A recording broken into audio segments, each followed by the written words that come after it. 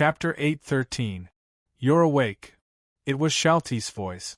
When Lucifer woke up, she found herself in a tent.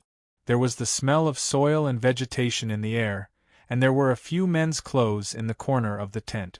Lucifer quickly determined that this tent belonged to the lumberjack she saw before she fainted.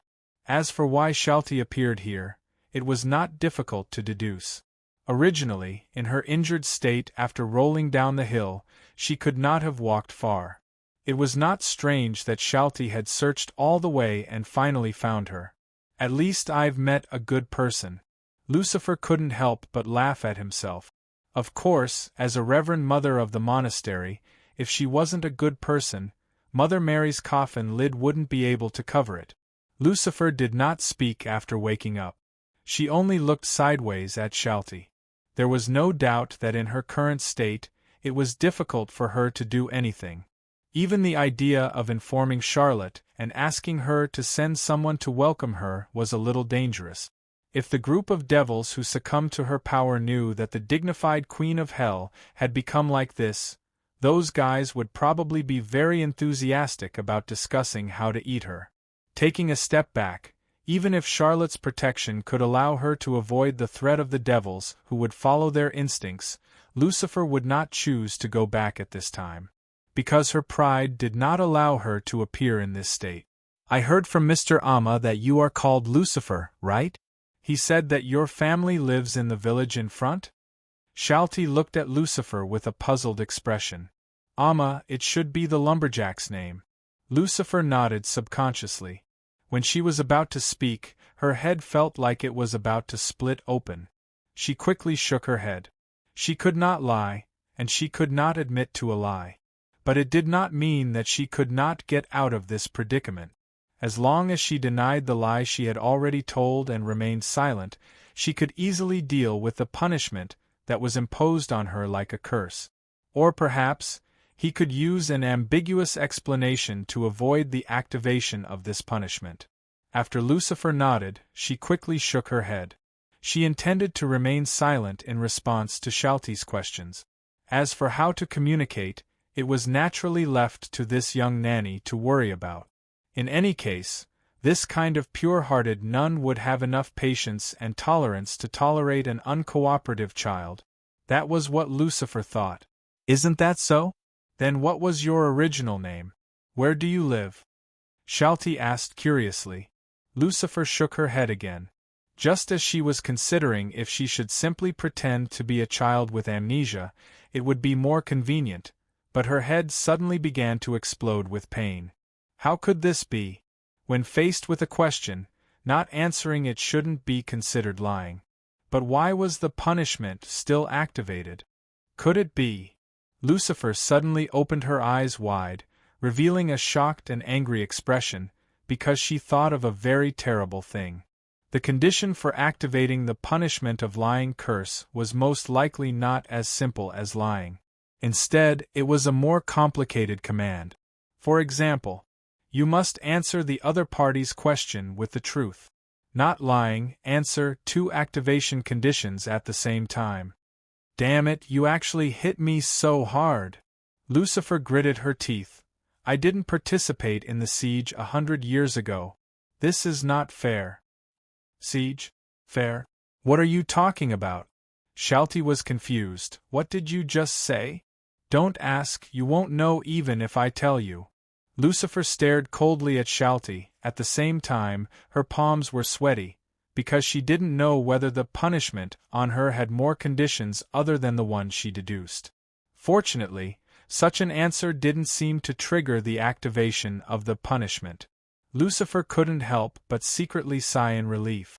That's weird. The damned headache once again assaulted her head, giving her the urge to smash her own head into pieces. You must answer the other party's question with the truth. How are you, child? Lucifer's painful expression made Shalti panic. She was at a loss as she hugged Lucifer in her arms. Nanny Delon said that hugs could give people hope and strength. Listen, I will only say this once. Lucifer said weakly. I am the Queen of Hell, Lucifer. The siege 100 years ago was an attack on a magical shop. Most of the leaders were descendants of the Protoss from Western Europe. What? Shalty blinked her eyes. She let go of Lucifer a little, then lowered her head and pressed it against Lucifer's forehead, muttering to herself, "You don't have a fever?" Lucifer suddenly wanted to find something to destroy, but she estimated that in her current state, the most she could do was to trample on the grass outside. "In short, your name is Lucifer, right?" Lucifer nodded, feeling hopeless. "How did you get to the monastery?" Shalty continued to ask. Lucifer said, "I fell from the sky. I didn't expect to fall into the monastery." "Then what about the collar on your neck?" Shalty blinked her eyes again. Lucifer said, "It should be used to seal my power. I met an extremely powerful opponent and couldn't defeat him." Shalty suddenly sighed and looked at Lucifer with a caring gaze. She then shook her head and said, "Child, take a rest first. I'll bring you something to eat." "Wait, I'm telling the truth." Seeing that Shalty had already walked out of the tent, Lucifer finally swallowed his words. He felt hopeless. Is the child awake? Outside the tent, the lumberjack Amma had started a fire and was using the simple utensils he brought with him to cook a pot of meat soup. Lumberjacks like Amma had to stay for a few days after entering the forest, so it was not unusual for him to bring cooking utensils with him. "Yes, she's awake." Shalty sighed. "But I don't know if it's because she hid her head, but I feel like there's something strange about her." Shalty briefly told her what she heard in the tent. When the lumberjack Amma heard that, he opened his mouth in shock. Then, he laughed out loud and said, "My child sometimes calls himself Superman too. Children at this age tend to be more imaginative." "That's true, but if we can't find out where she lives, it won't be easy to deal with this," Shalty said worriedly. Amma was an old man, around 40 years old. Because he had a child at home, he seemed to have some experience in this aspect. He comforted Shalty, "It's fine. I heard you say that when you found the child, she must have encountered something terrible before, or else she would have been put on a collar by someone. Oh, I really don't know what she went through before, poor child. Maybe she said those words just to protect herself." "I hope so," Shalty nodded. Amma said, "But, if you want to send her to the village, I'm afraid it won't be possible in the short term." Shalty was stunned. "Why?" Uncle Emu said, "Wasn't there a terrible storm yesterday? The road out of the village was flooded by landslides, so it's impassable now." "How come?" Shalty was stunned. At this moment, Amma suddenly looked behind Shalty, where the tent was, and shouted in astonishment, "Child, child." Shalty hurriedly turned around and saw Lucifer's small figure running quickly into the forest. The sky was already dark, so she couldn't see him at once. Damn, wild beasts will appear in the forest at night. Amma suddenly panicked. Without saying a word, he picked up an axe and chased after him. Shalty also lifted her skirt and followed him all the way. Kata Club. The city's blackout also affected the rich's gold-consuming lair.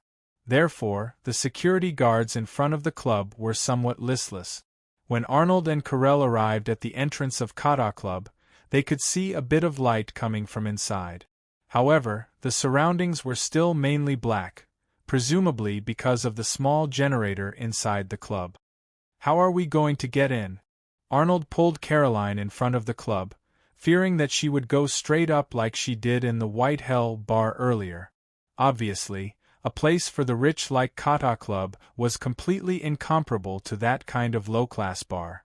He was afraid that Caroline would be directly kicked out. Caroline suddenly looked at Arnaud and said, "Can't you go in?" Arnold was stunned and then shook his head. "How can I go in such a place? The cost is too high." Caroline also shook her head. "Who said you can go in and spend money? I mean, let you swagger in. You forgot that when you were in front of the bar, that guy thought you were Haley." With that, Caroline directly took off Arnold's glasses. At the same time, she reached out and fiddled with Arnold's bookish hair. "Well, it looks like you have some potential to be a duck." "But Arnold hurriedly wanted to say something.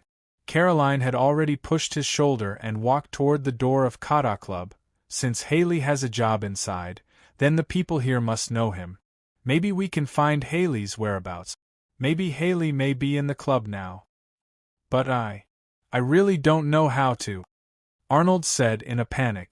However, at this time, the security guard in front of Kata Club had obviously noticed two sneaky people approaching. He directly walked over with a flashlight. "You two, what are you doing? This place is closed today. Let's go." "Oh, it's Haley." With the back of the light, the two couldn't clearly see the face of the security guard, but obviously, the other party had clearly seen them. Hearing the security guard's words, Arnold had to sigh, then glanced at Caroline and hesitantly replied, "Well, it's me." The security guard quickly walked over and pressed the flashlight at the same time. "Haley, where have you been this month? You didn't come to work. The supervisor told me that if you don't show up next week, I'll clean your cupboard. I have something to do recently, so I went back to my hometown." Arnold tried his best to turn his face away, as if he didn't dare to look at the security guard. The security guard was stunned, then looked at Caroline and asked curiously, "Who is this young lady?" She is," Caroline said indifferently. "I'm his employer. I heard that this place is fun, so I asked him to bring me here. I didn't expect that. It's really not open?" Hearing this, the security guard showed a tacit smile to Arnold, then said politely, "Yes, young lady, there's a power outage today, so we can't open. Even the air conditioner in the security booth can't be turned on. I'm sweating all over because of the heat." "That's a pity." Caroline shook her head with a look of disdain. "It seems that this place is not good." The security guard didn't say anything. It was their motto not to offend customers. In fact, this beautiful girl was nothing compared to some of the old and bad-tempered middle-aged women in this club. Sorry. The security guard smiled cheekily. Caroline suddenly said at this time, "Haley, since the door is not open, you go in and get your things back. Let's drive later. I want to run around Bread Mountain." Take things?" Arnold almost bit Caroline's ear. "I don't have anything to take. Just take it. Look at what's in the cupboard, maybe you can find some clues." Caroline lowered her voice. In the eyes of the security guard, the way the two of them whispered in each other's ears was like an intimate game between a couple, so he didn't care. In fact, the gigolos in the Kata Club were very good at pleasing women. But I don't have the key, how can I take it?" Arnold couldn't help but show a bitter face. Unexpectedly, Caroline suddenly shouted at this time, "What? You forgot to take the key? Are you an idiot? I came here with you to play, but you didn't take the key? I have so much money to raise you, it's better to raise a male dog." Seeing the woman swinging her handbag at Arnold, the security guard sighed inwardly. Although these cowherds were well fed and well dressed, they were, after all, for women to play with, so they were no different from male dogs. "It doesn't matter, there's a spare key in the security room, I'll open it for you." The security guard hurriedly said, "Don't hurt your friendship because of these trivial things. Then why don't you go?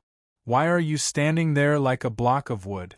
At this moment, Callery patted Arnold's shoulder with her handbag. She looked like a spoiled brat. "Haley, come on. Don't waste your time." The security guard pulled Arnold's arm, walking into the Kata Club. "Go, I'll wait for you here. Come out quickly." Caroline's voice came from behind.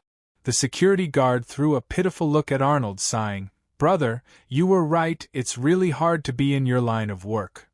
Ha, is that so?" Arnaud smiled embarrassedly and looked back at Caroline. Chapter 8:14. "Haley, where are you going?" "The locker room is over here." The security guard pointed to the side. Before that, Haley seemed to have walked in the wrong direction. When Arnold heard that, he subconsciously adjusted his glasses. But when he did that, he realized that his glasses had been taken away by Caroline. He immediately rubbed his nose and hurriedly said, "I know. I just want to go to the toilet." The security guard shrugged and said, There's a bathroom in the locker room. Really? Yeah, there's one in there. Arnold nodded. Haley. Unexpectedly, the security guard suddenly stared at Arnold without blinking and walked up to him. Don't tell me it's you, What's wrong with me? Arnold tilted his head. Don't tell me it's you. The security guard's body was about to press on him, which made Arnold subconsciously step back. In the end, he directly leaned against the wall. The security guard suddenly said, Don't tell me you're thinking of stealing the bar now. Steal the wine? Arnold was stunned. The security guard looked around and lowered his voice. Let me tell you, the supervisor found that a lot of good wine is missing. I don't know who told him that someone secretly took the wine here to sell for money. Bro, I haven't done anything for a long time. You just came back. Don't ask for trouble. Oh, okay. Thank you. Arnold nodded. The security guard smiled this time. Well, hurry up and get the things. Go back and greet your boss. By the way, Haley, do you look a little different? Do I? Arnold pushed the door open and walked in, leaving the security guard with his back. Maybe my hair is a little longer. I haven't had a haircut recently. Is that so? The security guard shrugged and didn't care. He quickly unlocked the locker in Haley's locker room and poked his head in. He seemed to be curious about what was inside. However, Arnold closed the door of the cabinet and looked at the security guard at the same time. The security guard laughed and whistled as he walked away. I'll wait for you outside. Hurry up. Arnold nodded, then shone his flashlight into the cabinet. He saw that there was a black bag in the cabinet, so he used the bag to put everything inside, regardless of size. After a final check, he made sure that he did not miss anything. Not long after, a Newall went out of the door. The security guard was smoking outside. Seeing Haley come out, he accompanied him out of the Kata Club, talking and laughing. Caroline seemed to be a little impatient from waiting. She walked up with a sullen expression, causing the security guard to gloat for a while. Brother, you're on your own now. The security guard patted him on the shoulder and returned to the security booth with a flashlight. When Arnaud saw Caroline walking in front of him, he patted the bag in his hand, indicating that he had taken something. Caroline nodded at this time, seemingly relieved. Arnold suddenly whispered, The Oscars owe you an Oscar. Caroline rolled her eyes at Arnold and snatched the bag from his hand. Then she lowered her voice and said, Let's get out of here quickly. Arnold nodded. The two quickly left while the street lights were not on. They planned to check the things in the bag in this safe place. Unexpectedly, not long after they left, several men in short-sleeved shirts appeared in front of them. The men directly blocked their way. Bumped into a robber? This was Caroline's first thought, but she quickly denied it. This was because the locals were rarely robbed. Generally speaking, only foreigners or tourists would encounter more robberies. What do you want to do? After all, Caroline was also a person with a gray income. At least she would not panic completely. One of the men sneered, You finally dare to show up, Haley? Catch them. The man suddenly waved his hand, and several big men rushed up at the same time. In a few seconds, they directly restrained Arnold and Caroline, making them unable to struggle. What do you want to do? Let me go. Let me go. Caroline wanted to bite the person who caught her, but soon her head and upper body were covered with a bag. She could only hear screams. It was Arnold's screams. He seemed to be beaten by these men. I'm not Haley. I'm really not. B*****. You swallowed our things. Do you think we can't do anything to you if you don't show up? Take her away. Bring her back. I'll take care of this guy and make him spit it out for me. Caroline became more and more frightened. She couldn't see anything. She could only feel herself being pulled around. In the end, she seemed to have gotten into a car. Then, someone reached in and covered her nose. This hand was also holding a towel. She smelled the scent of almonds and then fainted. Chee-chee, chee-chee, chee-chee. The car radio could only emit an electric sound, no matter which channel it was tuned to. Orphe shook her head and simply turned off the car stereo. The situation on the road was very bad. The power outage caused the red street lights on the main road to stop working. Now, they could only rely on the traffic police to temporarily direct the traffic. It would be strange if the road conditions were good. The car stopped on the road. Orphe picked up a bottle of mineral water and took a sip in annoyance.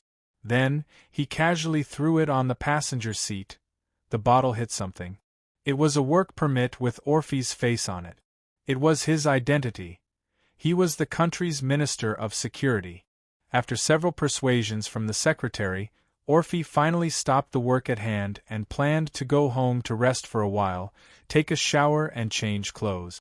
But he felt that his time would be wasted on this congested road. At this time, Orphe's phone suddenly rang. Because he had been in the control center of the Ministry of Security, the strange pulse during the storm outside did not affect his phone. "Hello, this is Orphe." Orphe activated the Bluetooth. "Barbara, what's the matter?" The caller was Barbara, a Filipino maid hired by him. "Oh," he heard Barbara say happily. "God, Mr. Orphe, I finally got through to you. It seems that the communication has been restored. I have been looking for you. Some areas should have started to recover. I happen to be in the service area," Orphe said casually. "Tell me, what's the matter?" "Sir, the school is closed. I brought Louis back from the dormitory and just coaxed him to sleep," Barbara said dutifully. "Sir, you haven't been home for a few days. I want to ask you, are you coming back tonight? If not, then I won't get off work." "Oh, I'm sorry, Barbara. I'm too busy." Orphe pinched his eyebrows. "How about this? I should be home soon. When I come back, you can get off work." "Sir, do I need to prepare dinner for you?" "No, I'm not hungry. You can pack up. When I come back, you can leave," Orphe said casually. Then, he asked about Louis. The child was sent to a full-time school. He usually stayed in the dormitory and could only go home during the holidays. Of course, it was not a holiday now, but it was normal for the school to have a power outage. Louis is very obedient. He doesn't make a fuss. He just wants you to come back early. Barbara sighed and said, "Sir, you know, Louis is too young. You're so busy, and Dr. Frange often doesn't come back.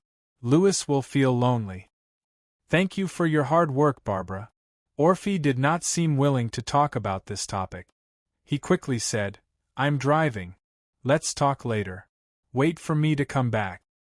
Then, I'll go home first. I want to go back and take a look too."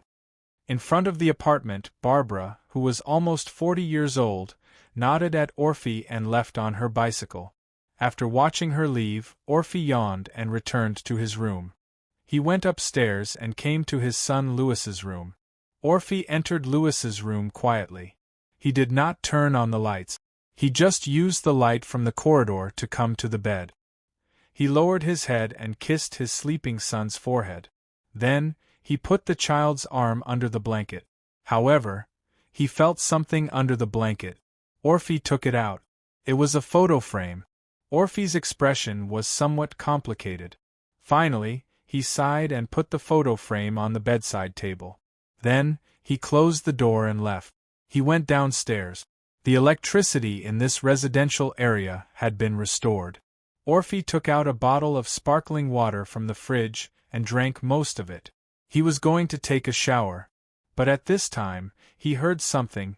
The door of the house was opened. He frowned and came to the living room. He saw a figure stagger in, holding a bottle of half-drunk wine in his hand. Then, he directly sat at the entrance and changed his shoes. He looked drunk. This person was none other than Dr. Frankie. "How did you come back?" Orphe walked to Dr. French. However, he did not seem to intend to help him up. He just stood there. Hearing the sound, Dr. French raised his head. His eyes were half open and half closed. He seemed to be in a daze.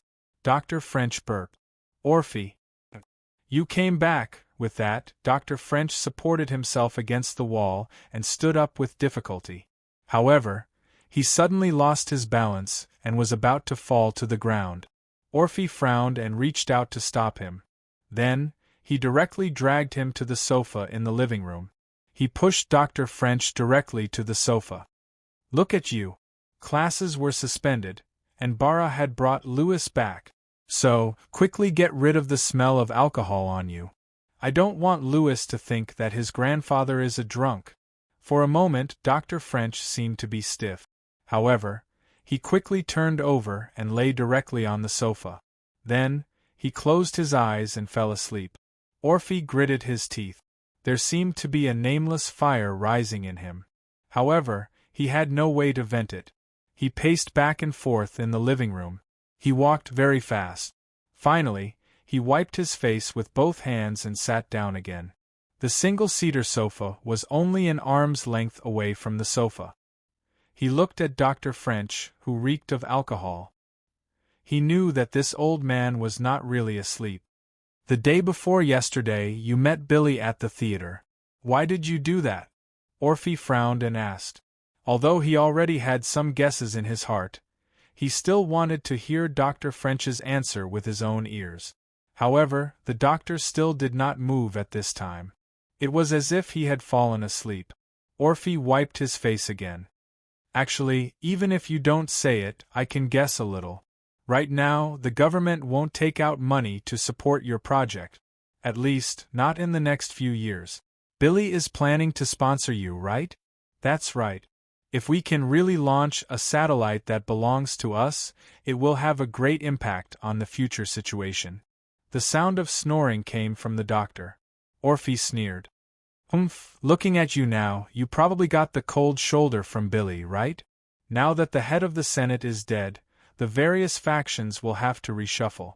There was also the case of the theater, which made this year's leaders very anxious. This was a very good opportunity for those who were not in the public eye.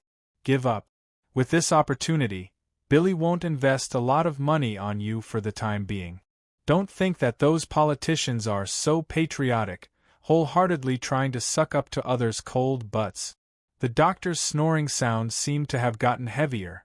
Aofe heaved a heavy sigh. She leaned against the back of the sofa and looked at the ceiling. After a long silence, she slowly said, I know that's your dream. But we are only mortals after all. There are some things that we can't do, so let's give up. Letting go of yourself is also letting go of others. Back then, if you hadn't insisted on carrying out the launch test, that kind of thing wouldn't have happened. The snoring sound suddenly became lighter. Every time Louis asked me where my mother went, I didn't tell him the truth. Orphe looked at Dr. French's back and said bitterly, What do you think I can tell him? Tell him that his mother, your student, my wife, because of my grandfather's arbitrary and stubborn decision, strongly insisted on launching an unstable rocket without obtaining all the safety data. In the end, it caused the entire. Forget it. Orphe suddenly stood up.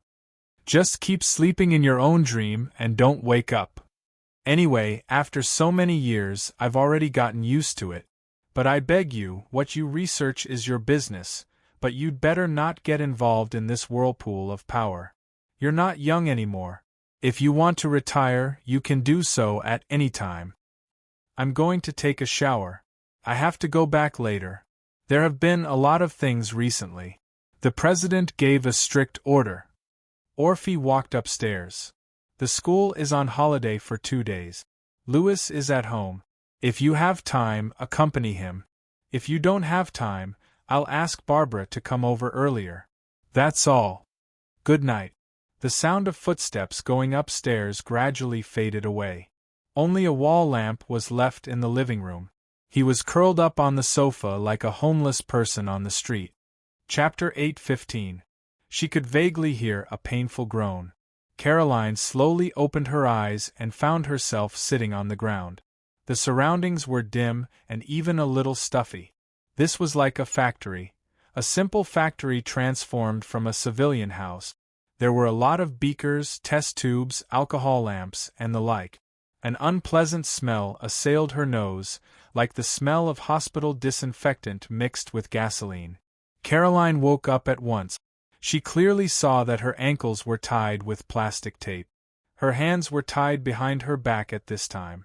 Caroline struggled quickly, but her struggling body soon stopped, because her vision once again found something that frightened her.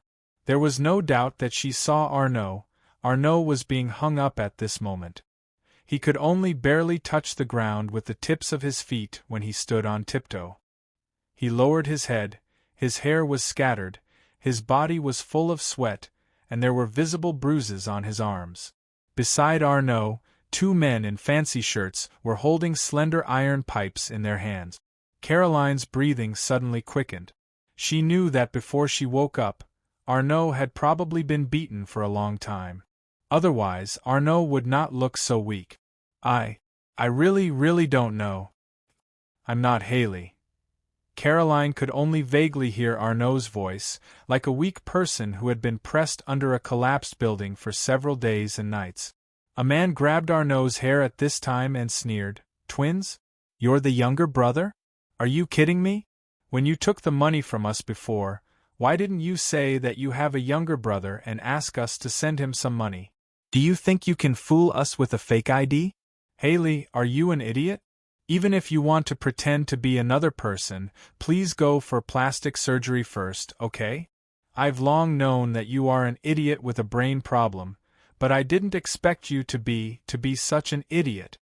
With that said, the man spat at Arnaud, turned around, and then slammed his elbow into Arnaud's chest. Caroline clearly saw that Arnaud spat out a mouthful of blood because of this impact. Arnaud was motionless, and his head hung down naturally. She didn't know if he had fainted or not. "Boss Boston," that woman woke up. Everyone looked at Caroline at the same time, and she subconsciously shrank her body. The man who seemed to be the boss, Boston, walked towards Caroline with a knife in his hand. The man squatted in front of Caroline and gently patted her cheek with the knife in his hand, which made her feel even more uncomfortable. However, she did not dare to speak, for fear of angering these vicious fellows. The boss's nose twitched slightly. Caroline knew very well what this action meant. The boss, Boston, might be a drug addict. Thinking of the tools and equipment placed in this place, Caroline, who had always lived in a chaotic place, already had some guesses in her heart. This might be, I'm afraid, a small workshop for making drugs. "What's your relationship with him?" the boss suddenly asked. I have nothing to do with him. I've known him for less than 3 days, Caroline said nervously. Boston nodded and suddenly retracted his hand holding the knife. Caroline subconsciously breathed a sigh of relief, but unexpectedly, Boston suddenly stabbed with the knife. The tip of the knife brushed past Caroline's cheek and then nailed her to the wall behind her. Caroline was so frightened that her eyes widened and she was so nervous that she didn't move. "I'll ask you again. What's your relationship with Hailey? Where is he hiding?" Boston's eyes widened. "I don't know what he is. I really have nothing to do with him." Caroline was so frightened that she didn't hide anything. She almost directly told the whole story. Boston frowned and finally sneered, "It's a waste that you two don't become screenwriters. However, you're still so stubborn even when you're about to die. I admire you. I'm telling the truth. If you don't believe me, you can check it out and ask," Caroline hurriedly said. The boss directly grabbed Caroline's hair, and the pulling feeling between her hair and her scalp made Caroline frown in pain. This Boston seemed to be in a very manic state, and his gaze became more and more fierce. He put the knife directly on Caroline's neck, and the sharp blade cut the skin on her neck. Caroline's breathing suddenly quickened. "Listen, I don't have time to play tricks with you here." Boston grinned. "You only have 2 paths. Obediently spit out all my goods, or let me chop you up and feed you to the dogs." I really don't know, Hailey. I don't know anything." Caroline cried in horror. Why did she encounter so many things? Since that night when she followed Livia to Boss Neymar's villa, her life had been in a mess. She had escaped danger once, but why did danger come again? Don't know? The boss roared. He grabbed Caroline's arm and dragged her on the floor. "I'll make sure you don't know how you died." He threw her out and then said fiercely, "Chop her up. This woman knows our things. It's useless to keep her. I don't believe that Hailey will still be stubborn in the end. Humph! You dare to swallow my things. I'll make sure you have the life to take them, but not the life to spend them." The two men directly picked up the machete and walked to Caroline. Caroline curled up in fear. Her mind was in a mess, and she only hoped to survive. Facing the machetes of the two ferocious men, Caroline begged for mercy. "Don't kill me. I'm really not lying. I didn't know Hailey before. I was even involved in a murder case because of him. The police want to arrest me. You can go and ask." The two men directly dragged Caroline outside, not listening to her at all. Caroline shouted frantically, "Don't kill me! Don't kill me! I can give you money. I'll give you money." The two men had already dragged Caroline to the door, and seemed to have no intention of stopping. But Caroline still didn't intend to give up. "You just want money. You can't get anything by killing me, and you even killed people. Don't kill me, and I can still give you money. Do you want to get nothing?" "Wait!" Boston suddenly shouted. He walked up to Caroline again, looked down at her, and sneered. "How much can you pay for your own life?" Caroline thought of the huge bank card she had, but the money had disappeared. She opened her mouth. 300,000. 300,000, that's a lot." The boss sneered and waved his hand. Wait. 500,000, 500,000. 1 million. 1 million. Caroline almost shouted out her limit.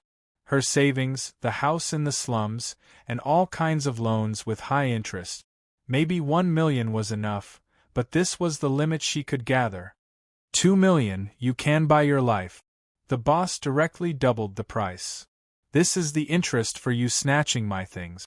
I can let you go temporarily. 2 million. Impossible," Caroline retorted. "Miss, are you going to bargain with me at this time?" The boss suddenly smiled. Caroline finally gave up bargaining. She just wanted to get out of this danger as soon as possible. But I need some time," Boston warned. "You'd better not play any tricks." With that, he waved his hand. "You two, follow her to get the money. Come back immediately after you get the money. Get up, little girl. If you want to live, move quickly. Don't let us wait too long." The man with the machete directly covered Caroline. "Wait. What are you going to do to him?" Caroline looked at Arnold nervously at this time. Arnold raised his head with difficulty and looked at her with pleading eyes. His lips moved slightly as if to say, "Save him." Caroline quickly averted her gaze, not daring to look at Arnaud. She warned herself that Arnaud had nothing to do with her. "He has nothing to do with me, nothing to do with me. No relationship." Boston sneered and gave the answer. "I don't care if he is Hailey or Hailey's younger brother. In short, Hailey swallowed my things. I don't believe in twins. As long as he doesn't spit it out, don't even think about leaving. Of course, you can redeem him if you want. Give me money. My goods are worth at least 8 million. I don't have that much." Caroline finally lowered her head and glanced at Arnold quietly. Arnold had already lowered his head and his face was ashen. Caroline didn't know how she got out of this place. When she came out, her eyes were covered with a black cloth. When the black cloth was untied, she was already on the street. But there were 2 more men beside her. They sandwiched her in the middle, one on the left and one on the right. One of the men even locked her with handcuffs. Their arms were handcuffed together and covered with a piece of clothing. They looked like a couple. Caroline knew that she couldn't chop them off. As long as she shouted on the street, the other man next to her could kill her in an extremely short time. Soon after, under the 2 men's hostage, Caroline returned to the slum where she was. Caroline once took the 2 men to her home by taking different routes, the stairs where the grocery store was located. But she didn't see the magical store. Only the old lady from the grocery store waved at her as a greeting. All the way back to Caroline's home. One of the men looked at Caroline's house and suddenly whistled. It turns out to be a prostitute. No wonder you can buy your own life with money. It seems that you have earned a lot. With that said, he walked toward Caroline, reached out and pinched her face. There's still some time. Help me have some fun, okay? Of course, Caroline wasn't afraid to let this person take her. In other words, if the problem could be solved with one shot, it wasn't a problem at all. If one shot couldn't solve it, then 2 shots. The key was that this wasn't a problem that could be solved with many shots. Don't waste time. Hurry up and get the money. The other man shook his head, but he didn't untie Caroline's handcuffs. Okay, where is the money? Caroline had to take the 2 men into her room, and then took away a painting hanging on the wall of the room. There was a secret compartment carved out by hand. Caroline took out a bag from the secret compartment and opened it. She looked at the bills inside, which were old and new. She gritted her teeth and handed them over with trembling hands. How much is here? 387,300. Caroline timidly reported the exact number. 380,000? The man sneered. Are you going to pay in installments? I can sell this house. I can still borrow money. I know a lot of people who can borrow money. I can still give me a little more time. Please, give me a little more time. Caroline begged. The man suddenly went out to make a phone call. Not long after, he came back and said indifferently, Boss said to take the money and get rid of this woman. 380,000 will be the fee for your hard work. Understood. Wait. I can get a sum of money. I can really get it. Give me some time. Caroline said in horror, If you kill me now, there will only be 380,000. But give me some time. I can give you enough. Really. Trust me. I don't want to die, so I will definitely think of a way, right? The man made another phone call and soon had an answer. Okay, I'll give you another chance. But you can only do it under our nose. Caroline nodded, then swallowed her saliva and took her phone from the man's hand. After unlocking it, she took out a card and asked the man to call the number on the card. Only when the call got through did she return it to her hand. Hello? Lawyer Carlo? It's me, Caroline. Caroline looked nervously at the 2 men in front of her, then lowered her voice and continued to speak into the phone, about Nia's house. I promise you. But I hope to make a move as soon as possible. And I want 2 million. Not long after, Caroline ended the call. How is it? The man looked at her coldly. Caroline said nervously. He said no problem. But let's talk about it. Then what are you waiting for? The 2 men shrugged and carried Caroline out of the door. They smiled and said, Miss, from now on, we are your agents. Caroline was helpless and could only be at the mercy of the other party. After going downstairs, the 3 were surprised to see 2 policemen coming this way. The 2 men took Caroline to hide and watched the 2 police officers go straight upstairs. It seems that you really got into trouble. He looked at Caroline and frowned. Caroline said bitterly, I really didn't kill anyone. Why not? The other man had a smirk on his face and pinched Caroline's face. The number of people you killed is probably more than the population of the earth. This was a joke. But Caroline couldn't laugh at all. The train arrived at the station. Song Howren stepped out of the train door first with Luaccio, then turned around, opened his hand, and smiled at Luaccio. Welcome to Sao Paulo. Then welcome to come again in a few hours. Luaccio responded casually. According to the schedule, they were going to the airport immediately and wouldn't stay for long. That's why I said, you really don't have a sense of humor. Song Howren shook his head. Later, Oni and the others will take you around here for a few hours before arriving at the airport. We will meet at the airport. Luaccio asked curiously, Do you have anything else? Song Howren showed a mysterious smile, turned and walked into the crowd. Don't miss me too much. He walked away in a carefree manner. Mr. Luo, the car has been arranged.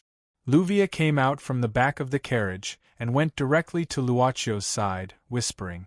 Oni, on the other hand, was at the back and was looking around. Although he appeared frivolous, he was observing his surroundings.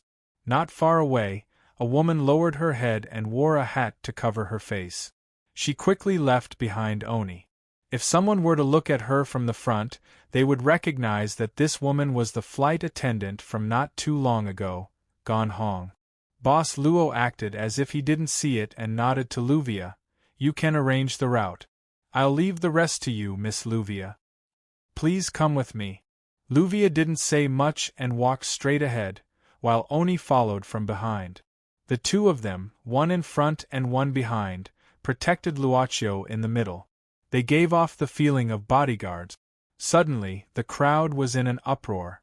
On the left, a group of passengers who had just gotten off the train ran in horror. The crowd instantly charged toward Luoccio's group. Luvia and Oni moved quickly, one retreating while the other moved forward, protecting Luocchio. Their expressions became tense. What happened? Luocchio asked. Luvia shook her head and said, I don't know. But you can rest assured that it is not aimed at us. Maybe something unexpected happened over there. The charging crowd quickly dispersed, leaving a lot of empty space. Boss Luo, Luvia and Oni were able to see the cause of the commotion. Not far away, at a place around 20 meters away, a man was grabbing another man and biting his neck. Blood sprayed out from the man's neck. The man who was bitten quickly pushed the other man away and fell to the ground in horror. As for the man who had bitten the other man, his body began trembling in a strange manner. He even issued out a roar. His body suddenly stiffened and his face contorted into an abnormally ferocious expression. He abruptly slammed into the door of the train. Then, he bounced off and fell to the ground. However, he appeared to be fine. He quickly got up and put on an even crazier expression. Once again, he slammed into the door of the train. His mouth was filled with blood, his eyes rolled up and his movements were stiff. He roared. Just like a zombie. At that moment, Luvia frowned. Seemingly having figured something out, she quickly said, Tisk, another fellow who took zombie bath salts. Zombie bath salts? Boss Luo was stunned. Oni shrugged and said, It is a new type of central nervous system stimulant. It has only recently become popular. Those who have taken it will become abnormally excited. Then, their actions will resemble those of the zombies in the movies. Look at this man. Chapter 8:16. To Luoccio's surprise, the driver was Luvia instead of Oni. In the rear-view mirror, he could see that Luvia frequently looked at Luocchio in the back seat. The car had already left the station. For the time being, there was no way to know how the drug addict was dealt with. Mr. Luo, are you scared? With you here, I don't think so. Luocchio shook his head. Oni turned around directly and said casually, Things like what happened just now are very common here. We are used to it. Luocchio nodded to show his understanding, and then asked curiously, Mr. Oni just said, zombie bath salts, right? Why? You're not interested in this kind of thing, are you? Oni blinked. Luvia instantly looked at Luoccio's face in the rearview mirror, observing his expression. Luocchio thought for a while. I'm just curious. Generally speaking, addictive drugs will bring harm. This is a well-known fact, and it's normal for people who seek thrills to ignore everything. But isn't this zombie bath salts a bit too extreme? Oni put his hands behind his head, looked at the blue sky on the roof skylight, and said carelessly, No matter how extreme the thrill-seeking people are, in my opinion, they are not as extreme as the people who make this kind of thing. From the very beginning, these addictive drugs were originally used for treatment. It's a kind of medical gospel, right? But who would have thought that thousands of years later, this kind of thing would become a deadly thing that endangers the whole world? It's like the weapons in our hands. Oni suddenly whistled. The primitive people began to make weapons just to protect their homes. But the development of weapons is also getting more and more advanced, and their power is getting stronger and stronger. Now, it's even so huge that it can destroy human beings. That's true. Luocio smiled slightly. Oni shrugged and looked out of the window. Not sure if it was a coincidence or some other reason, a woman on the street suddenly went mad and crashed into the nearby passers-by. She looked almost the same as the crazy man at the station. But are there more of these things? Luvia frowned and seemed to be talking to herself. At this time, Oni suddenly rubbed his chin as if he remembered something. Luvia, speaking of which, Sao Paulo seems to be Buggy's territory, right? Luvia suddenly shot a cold glance at Oni. It was only then that Oni realized that Song Howren's VIP was sitting behind them. Oni did not know if this VIP was from the same world as them. It was better to say less about the underground world. Oni suddenly stretched his body and said, "I'm going to take a nap. Call me when we're there." Luvia looked at the rearview mirror again and saw that Luocio seemed to have not heard anything. He was looking at the street with great interest, occasionally smiling. He was really a quiet big boy, different from the military counselor. However, Luvia suddenly became distracted. Song Howren's side profile and Luocio's side profile seemed to be quite similar. Maybe it was just an illusion? On a bustling street in the same city, Song Howren was sitting in the corner of an open-air teahouse, playing with his mobile phone while drinking a drink. He looked very leisurely. At this time, a fashionably dressed woman walked over and sat down directly. She called out to Song Howren, "Young master." "Oh, Gonhong, you're here." Song Howren did not raise his head and continued playing with his mobile phone. "You haven't eaten anything yet, right?" "No." The woman shook her head quickly. Song Howren suddenly revealed a mischievous smile and said, "Actually, you can rest for a bit. After all, you have just lost your virginity. It is normal for you to have trouble moving around, young master. I told you, I don't know how I fell asleep. I didn't sleep with him." This woman. Gonhong was greatly embarrassed. "That mister, he didn't do anything to me." "Is that so?" Song Howren narrowed his eyes and said, "If so, you will have to work harder next time. After all, this is an order from father." Gonhong gritted her teeth and said, "I understand." Song Howren continued, "If you can get pregnant, your identity will be completely different. When the time comes, who knows, we might be able to find some clues about your hometown." Under the table, Gonhong's fingers clenched together slightly. Song Howren casually tossed his mobile phone onto the table and sighed.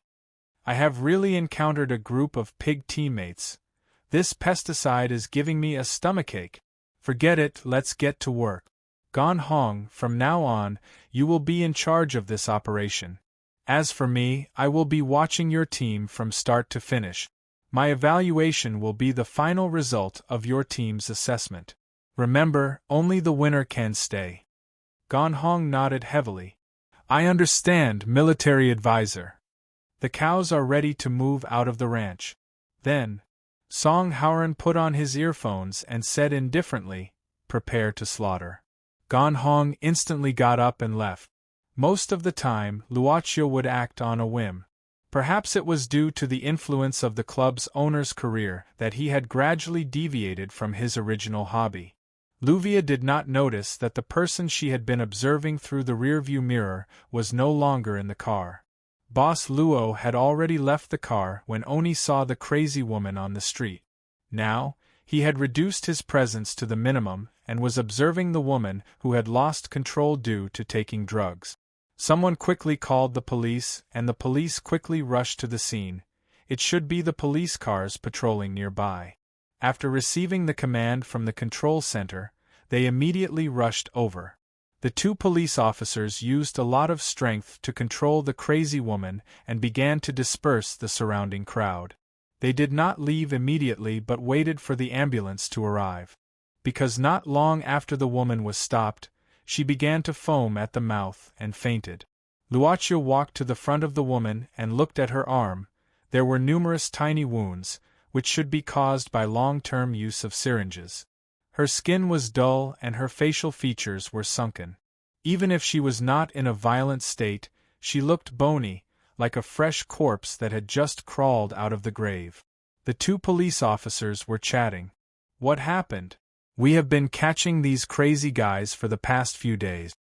I heard that this thing has just been put on sale recently. LK Brotherhood is selling it." "LK Brotherhood? Don't they never touch poisonous things?" "It used to be, but it's hard to say now.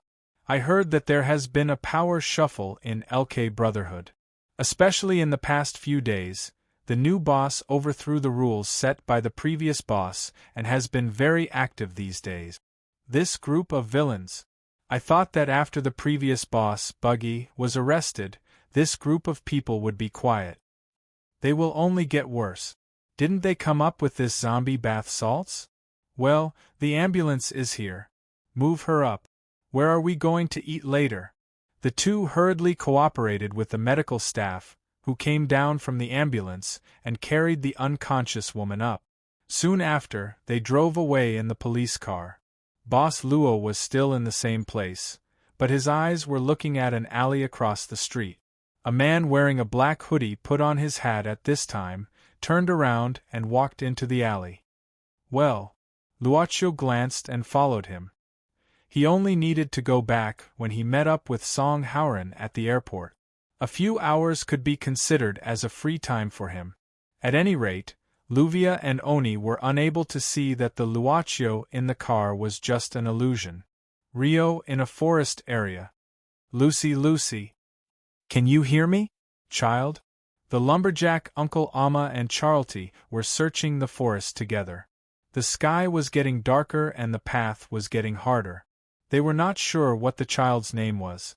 They only knew that she had said that her name was Lucy. Thus, the two of them could only call her by that name for now. "What should we do? We still can't find her." Charlty appeared very anxious. For a child who got lost in a forest filled with wild beasts at night, it was a very dangerous thing.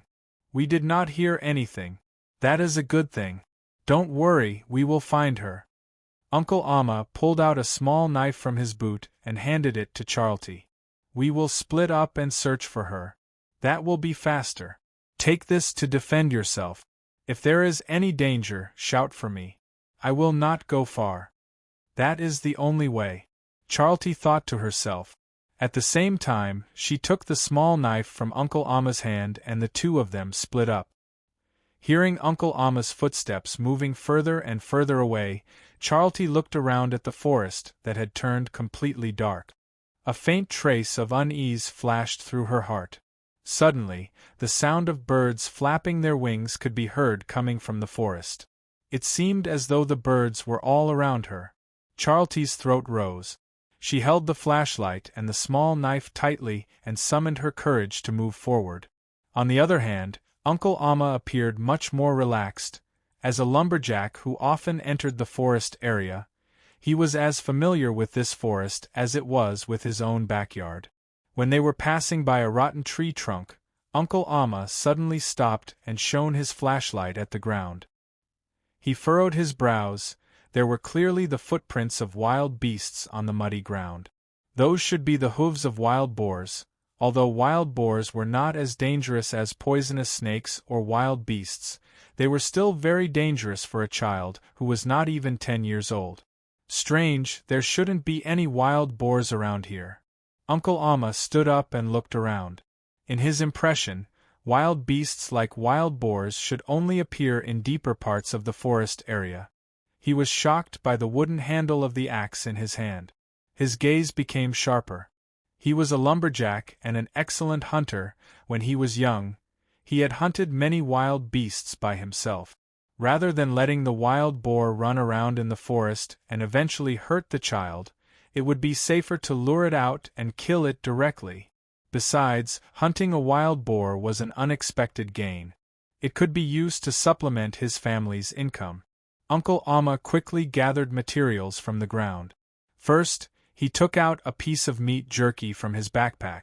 Then, he used the withered branches, stones, and weeds nearby to make a simple trap. Finally, He hid behind the rotten tree trunk, turned off the flashlight, and carefully lay dormant. A rustling sound came from the forest. Based on his experience, Uncle Amma knew that his prey was about to appear.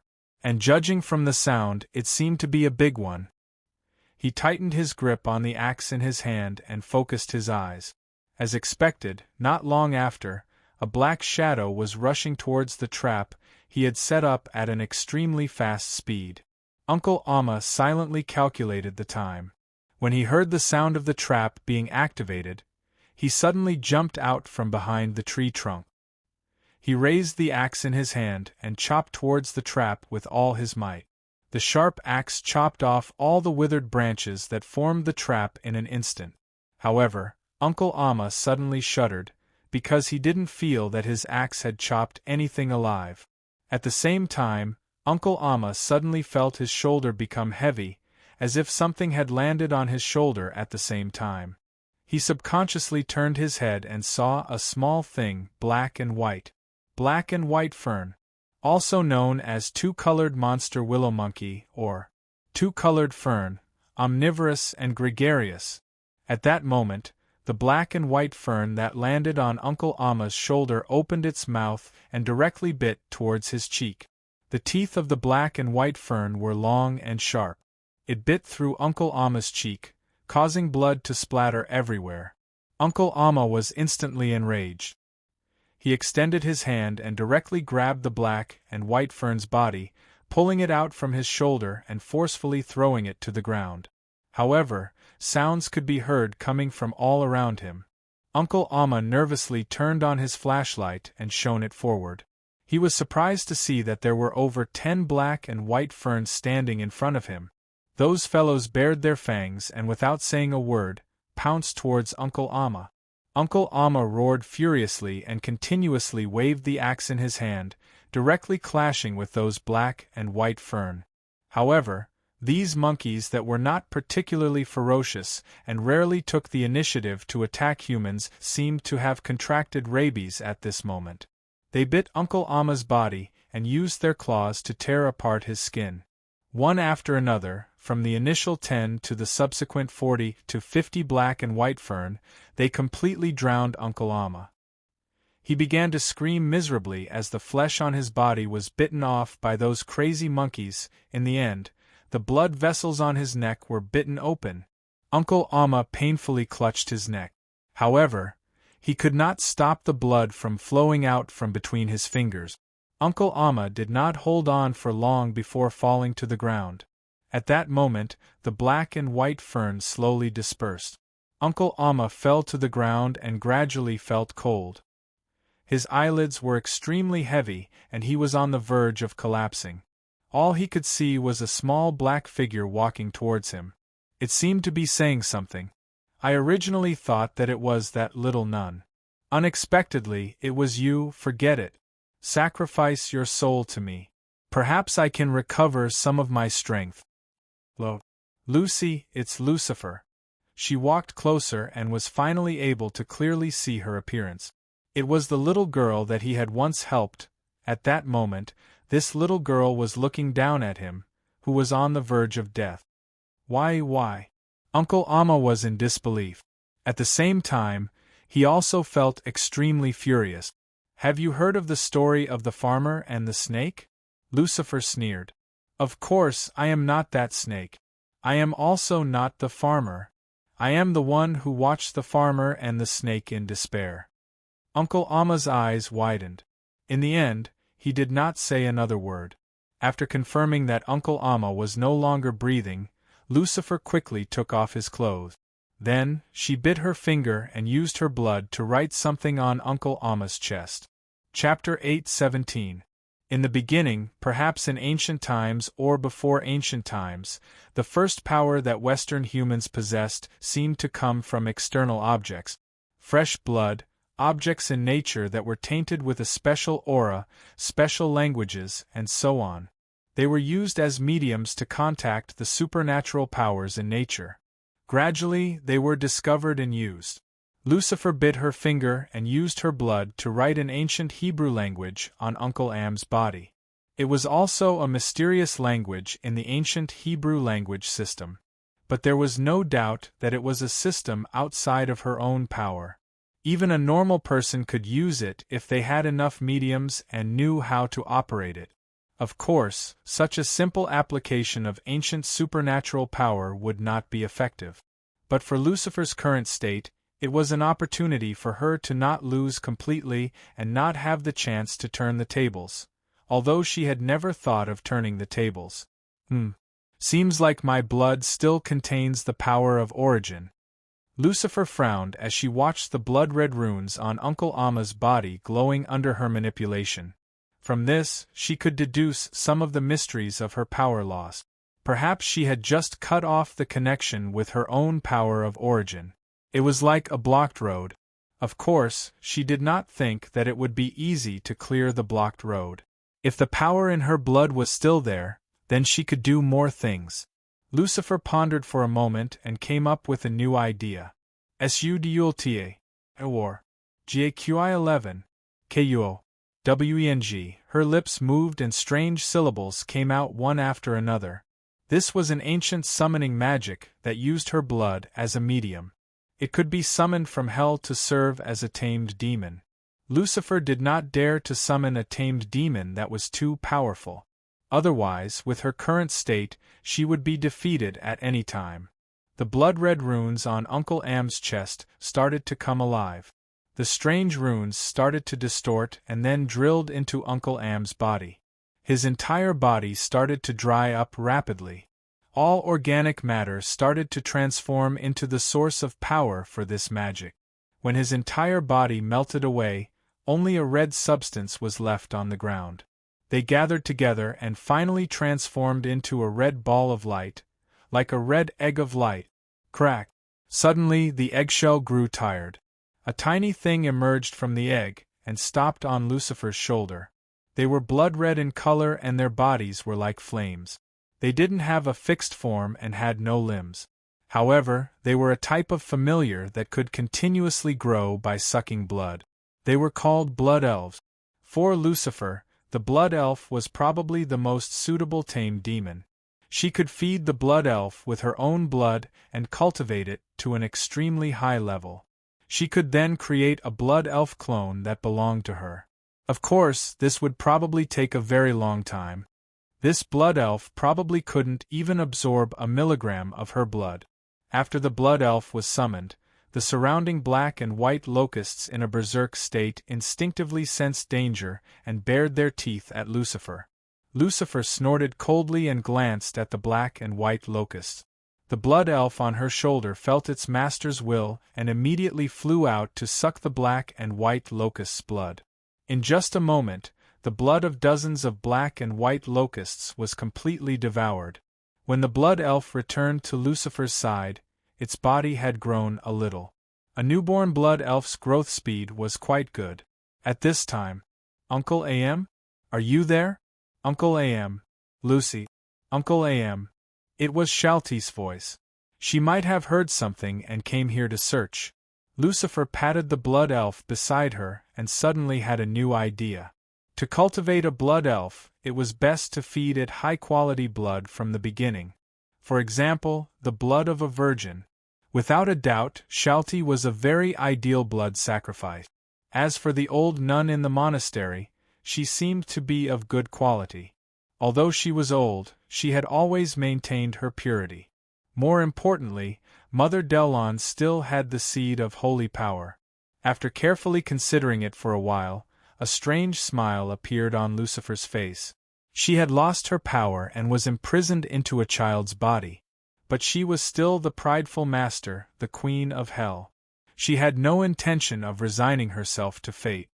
Stop shouting. I'm here. Come over. Lucifer suddenly shouted in Shalti's direction. Not long after, Shalti jogged over. Seeing Lucifer unscathed, Shalti was very happy. She carefully observed Lucifer's body, as if she was afraid that she was injured. I'm fine, and I'm doing quite well for now. Lucifer slapped Shalti's hand away. The blood elf attached itself to her body and turned into a blood-red flame mark on the skin on her back. right? Did you see Uncle Am, Lucy? Shalty asked. No. Lucifer subconsciously wanted to say no, but just as she spat out a word, she began to have a splitting headache and cold sweat broke out. I saw him. Lucifer looked at Shalty and said sincerely, I killed him. I used his soul and body as materials to make a familiar. Oh, Shalty nodded and took Lucifer's hand. Uncle Am should be fine. Maybe we should go back to the camp first. If we go any further, I'm afraid I'll get lost. I said, I killed him. Oh. Shalty nodded. Are you hungry? Let's go back to the camp. Right, Lucy. My name is Lucifer. Right, Lucifer, where do you live? Hell. What a poor child. To be treated like this, it is indeed like hell. Shalty looked at the collar and chains on Lucifer's body and her weak appearance when she appeared. After the people outside clear the road, I will immediately take you to the police station. They can help you. Child abuse is a very serious crime, Shalty said indignantly. Lucifer looked at the stars and said, The police can't help me. Could it be that the one who tortured you has a big background? Shalty frowned. Heaven and earth, plus the God you believe in, if possible, they would not choose to go against him. Shalty nodded. I think I can begin to understand what you mean. Although the description is somewhat strange, this person should have a big background. She recalled the time when she picked up Lucifer. Back then, she was wearing a red dress with an inappropriate size. Although she did not know why she had to wear it like that, judging by the dress, she could tell that it was a very high-grade item. In Uncle Amma's words, this was a child with a rich imagination. Perhaps after being treated cruelly in daily life, hiding in a fantasy world was the only safe haven for her soul.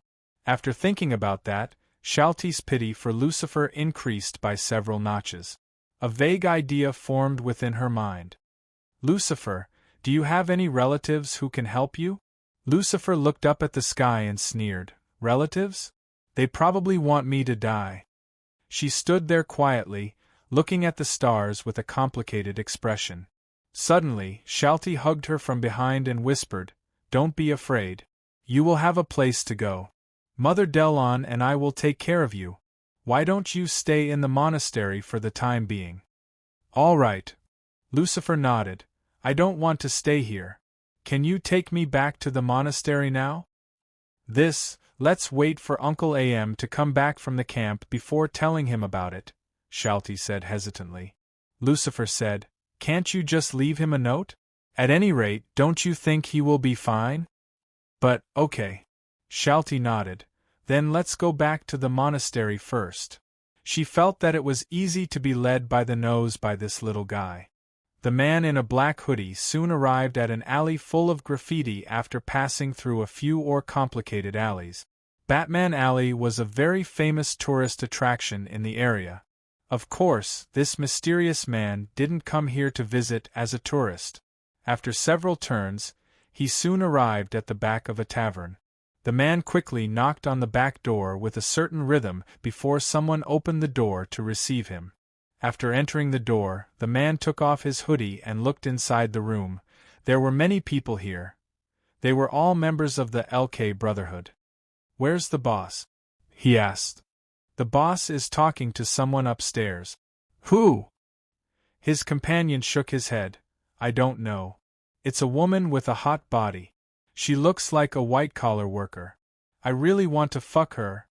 The man nodded and said indifferently, Then I'll go up later. Today's goods have been sold out. I'll go take a rest first. His companion made an okay gesture, then turned on the stereo in the room. A burst of music rang out, and many people in the room began to scoop up some white powder with a spoon, then heated it up with a lighter and started to smoke it. In just a few minutes, this place was like a demon's field, confusing and exciting. At the same time, the upstairs was much quieter, but also much more dangerous.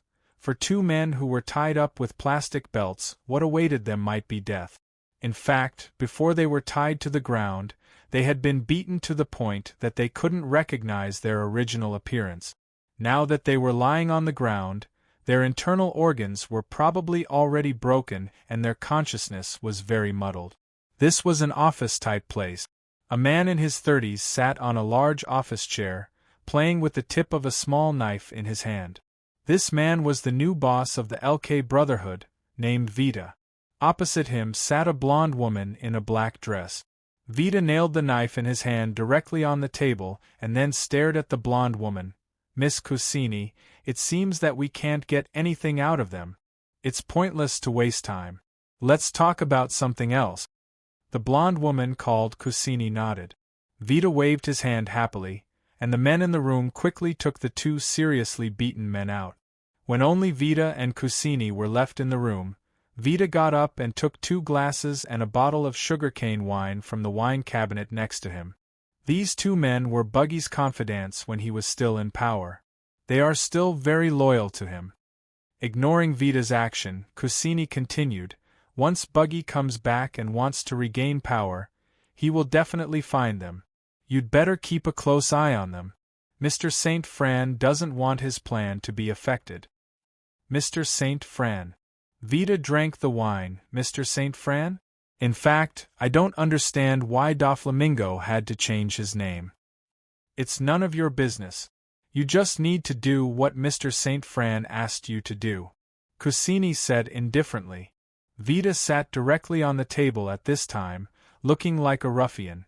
He lifted Cucini's chin and smiled. "Asked me to do what? Did you use the wrong word? Doflamingo and I are at most partners. He is not my old friend. Now, I'm the boss of LK. Cucini sneered disdainfully. "Really? If Buggy's death is not confirmed, can your position as the boss be firm? At most, you can only influence the younger members of the LK society. Those old people won't listen to you easily.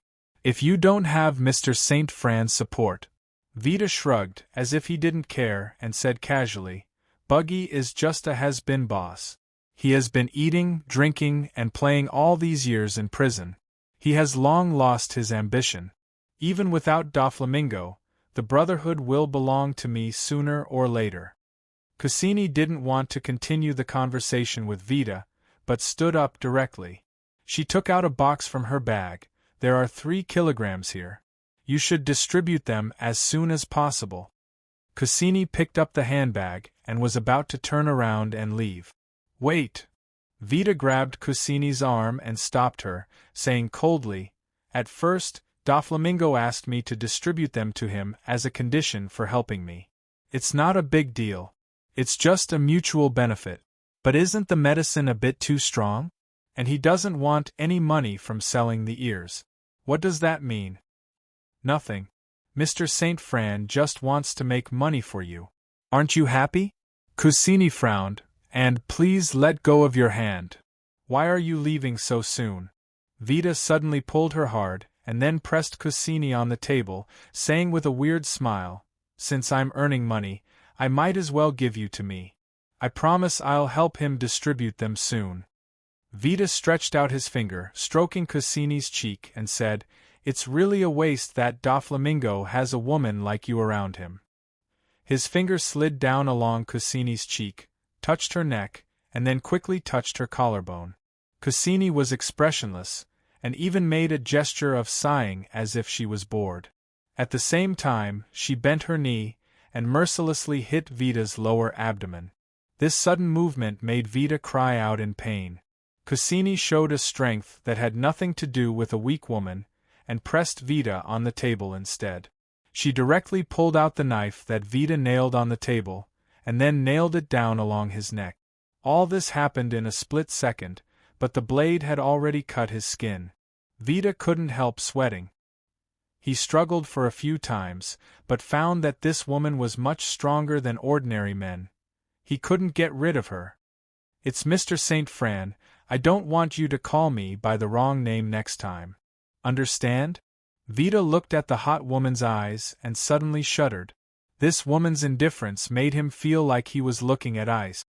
"Okay then." Cucini pulled out the knife and threw it at the wall beside her. Vita subconsciously looked over and saw that the knife had hit the bull's eye of the target hanging on the wall. He spat on the ground. Cassini tidied up her collar. Remember to distribute the goods. After Cassini walked out of the office, Vita touched his neck with trembling hands, and then quickly drank up the wine in the glass. Only then did he regain some color. After leaving the tavern, Cassini walked alone in the alley full of graffiti. She looked around and then took out the phone to make a call. The second batch of goods has been delivered to Vita. A strange laughter came from the phone, and then St. Fran's voice came. I know you can do it well. After that, we'll ask some small gangs in Rio to help us distribute the goods. Well, come back to me quickly. I'll go to the city hall tonight and talk to them about sponsoring them to renovate the municipal theater. You're my secretary, so you have to be there, beautiful Miss Cassini. Got it. Cassini nodded, but she was puzzled. In fact, I don't understand. If you want to support public undertakings, there should be many better options. Why do you choose to renovate the theater? Another strange laughter came, and St. Fran suddenly said, If I say that there may be a nuclear bomb hidden in the theater, would you believe it? Of course not. Cassini quickly disappeared in the alley. After she walked out, Boss Luo slowly walked out of the alley next to it, and then walked towards Vita's tavern.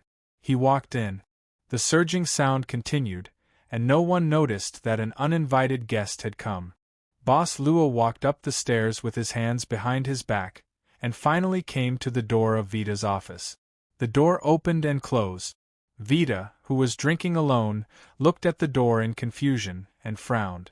Because he noticed the door opening and closing, and felt that something was wrong and unreasonable, a blurry figure suddenly appeared in Vita's sight, and gradually became clear. Vita rubbed his eyes subconsciously.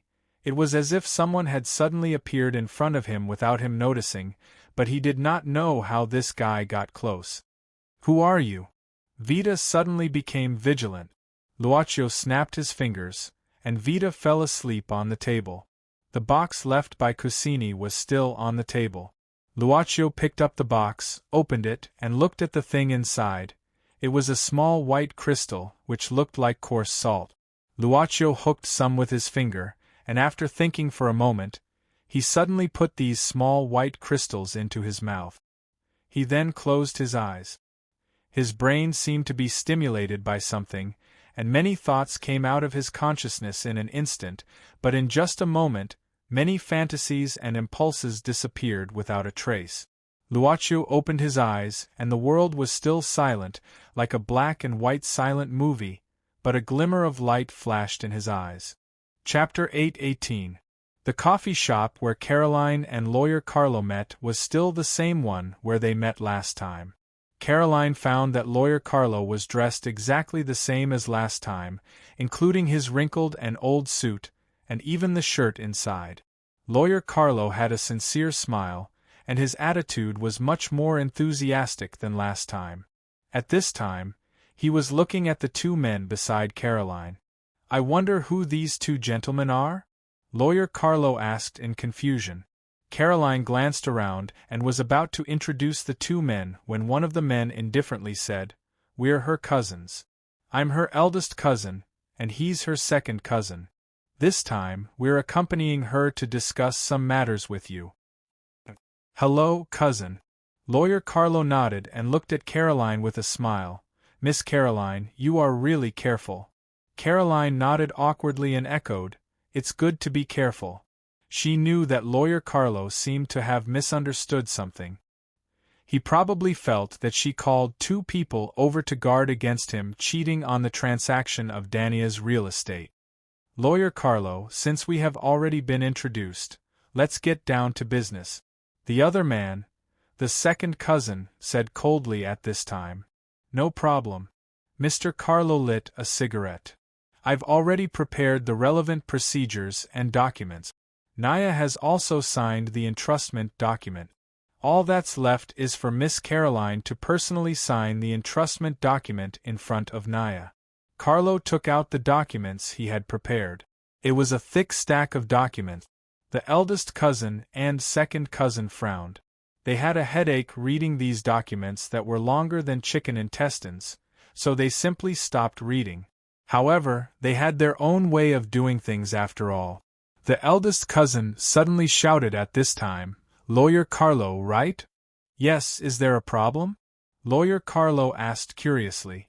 The eldest cousin took Lawyer Carlo's cigarette box directly at this time. "The document signature and so on, just do it here. We just care about whether our cousin can get the money in the end. You know, we don't play legal word games, but we can play other games, very exciting games." After saying that, the big cousin directly crushed the cigarette box, and the muscles on his arms even bulged up high. Second cousin took the initiative. "This place is not big, but it's not small either. If I want to find someone to play games with us, it's very easy." Carlo smiled calmly, but when he saw his second cousin suddenly lift up a corner of his shirt and see a black pistol in his belt, his expression changed slightly. Carlo hurriedly said, "No problem, I guarantee that there will be no problem. As for the buyer, I already have some ideas. He's a councilman who recently found a girlfriend and plans to buy a house for his girlfriend to live in." Second cousin pretended not to hear it and looked out the window indifferently. A fugitive?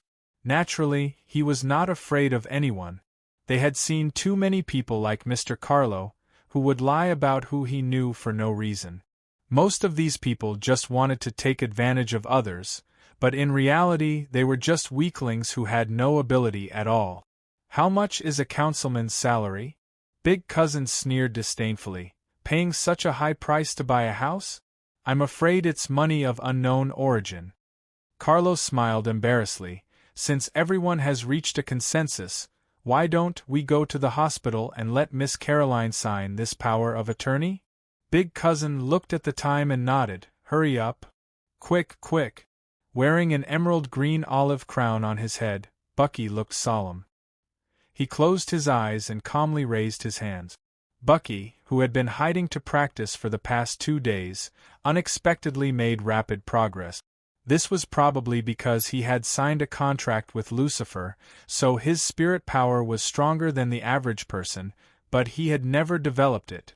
Therefore, he practiced the meditation technique he got from Miss Maid and cultivated a little bit of spiritual power in 2 days. And this little bit of spiritual power was enough for him to activate the inherent magic in the Ring of Blessings, or it could become a divine spell. The power of blessing. The emerald green crown could achieve the effect of amplification at the same time, so Bucky was full of confidence at this time. In the first 30 or 40 years of his life, he had lived a bloody life, but he didn't expect to be able to come into contact with transcendence when he was middle-aged. And he was even releasing transcendence power. Quick, quick, quick, quick. Although the target of the spell was only a stray dog, a limping stray dog that was about to starve to death. At this time, Bucky's palm emitted a faint white light. He took a deep breath and put his palm on the stray dog's forehead. The faint light began to spread from his palm to the stray dog's whole body. Soon after, the dying stray dog suddenly stood up as if it had been injected with chicken blood. Its body was still shriveled, but it looked full of energy. The stray dog seemed to be rejuvenated and bit Bucky's palm at once. Bucky was so angry that he raised his leg and kicked it. After the stray dog was kicked away, it was shocked and ran out in a panic. Bucky didn't chase after it. He just stared at his palm blankly, and his eyes flashed with ecstasy. He said excitedly, "Oh, God! Miss Yu, did you see that? My power! It's amazing! I actually made it come back to life. This is just squeezing out the only potential in its body. It won't last long before it dies." The maid's words were like a basin of cold water, sending Bucky's enthusiasm to the Siberian plateau and letting the cold wind tear him apart. The legendary bad guy looked sadly at the maid who was sitting quietly on the stool and flipping through the cookbook. This was already the 7th cookbook that the maid had flipped through in his memory. How many was she going to flip through? If that's the case, this thing can't be considered a divine spell, right? In fact, it's the same as injecting hormones? Bucky squatted down a little discouraged. The maid said indifferently, The stray dog's life is almost at its end. If you stimulate its remaining vitality, it will naturally die later. But humans are different. If it's just a minor illness or pain, it won't have much impact even if it intensifies the vitality. Especially the rich, they can get enough life nutrients by eating high-grade ingredient. This consumption can be quickly replenished. Bucky suddenly pricked up his ears and listened. Lucifer and the demons in the Blazing Hot Lips bar had never taught him this knowledge so selflessly. Besides, the maid turned to another page without looking up. If it's a critically ill person or someone who has been diagnosed and can't be saved, you can stimulate their last potential and let them live a little longer. Then, won't they be grateful and even rely on you? When your mental power is strong enough, you can even consume your own ability to maintain the vitality of these people. They will become more dependent on you and even treat you as a god. After a long time, they will become pious, and piety is the foundation of faith. When your mental power is enough, the crown on your head can evolve into an Elysium. The maid suddenly frowned and raised her head. She found that Bucky could doze off while squatting. She was afraid that he didn't hear much of what she said before. She knew that this guy had successfully used the blessing spell for the first time, and it probably consumed a lot of his mental power, so he was sleepy. But, the maid flicked her fingers directly, and a bunch of black sparks fell directly on Bucky. But in an instant, Bucky woke up with a wail and then rolled on the ground, frantically trying to extinguish the flames on his body. Pain, pain, pain. It hurts so much. Help! But the black fire came and went quickly. Bucky stood up awkwardly and heard the maid say indifferently, "The next time I talk, don't let me find you dozing off." "Yes." Bucky stood up straight. He promised that this was the first time he had ever stood up straight. The maid suddenly closed the recipe book in her hand and stood up. Bucky quickly said, "Miss Yu Yi, is it time for lunch?" The maid just glanced at him indifferently. "Dress up, I'll take you to a place tonight." "Where are we going?" Bucky asked subconsciously. Yu Yi didn't answer, but glanced at Bucky with kind eyes. Bucky quickly shut his mouth and watched the maid leave. But after the maid left, Bucky thought of something and asked the air loudly, "What should I dress up as? Is it trendier or more formal?" Mr. Orphe's sleep was far longer than he expected. When he woke up, it was obviously past lunchtime. He rubbed his forehead with some annoyance and quickly got up to dress. After going downstairs, the maid Barbara was looking at the hygiene in the room. "Mr. Orphe, you're awake? I didn't dare to disturb you, but lunch is ready. Shall I heat it up for you right away?"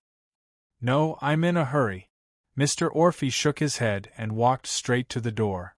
Before going out, he seemed to think of something and immediately turned back to ask, "Did you bring Louis back yesterday?" Barbara had to say, "Sir, there was a power outage yesterday, and the school was on holiday. I already told you. Have you forgotten?" "Yes, you did." Mr. Orphe nodded. "I'll go see Louis before going out." "Is he in his room?" Barbara said. "Dr. Frankie took Louis out this morning and said that he would accompany him well today and let you work in peace."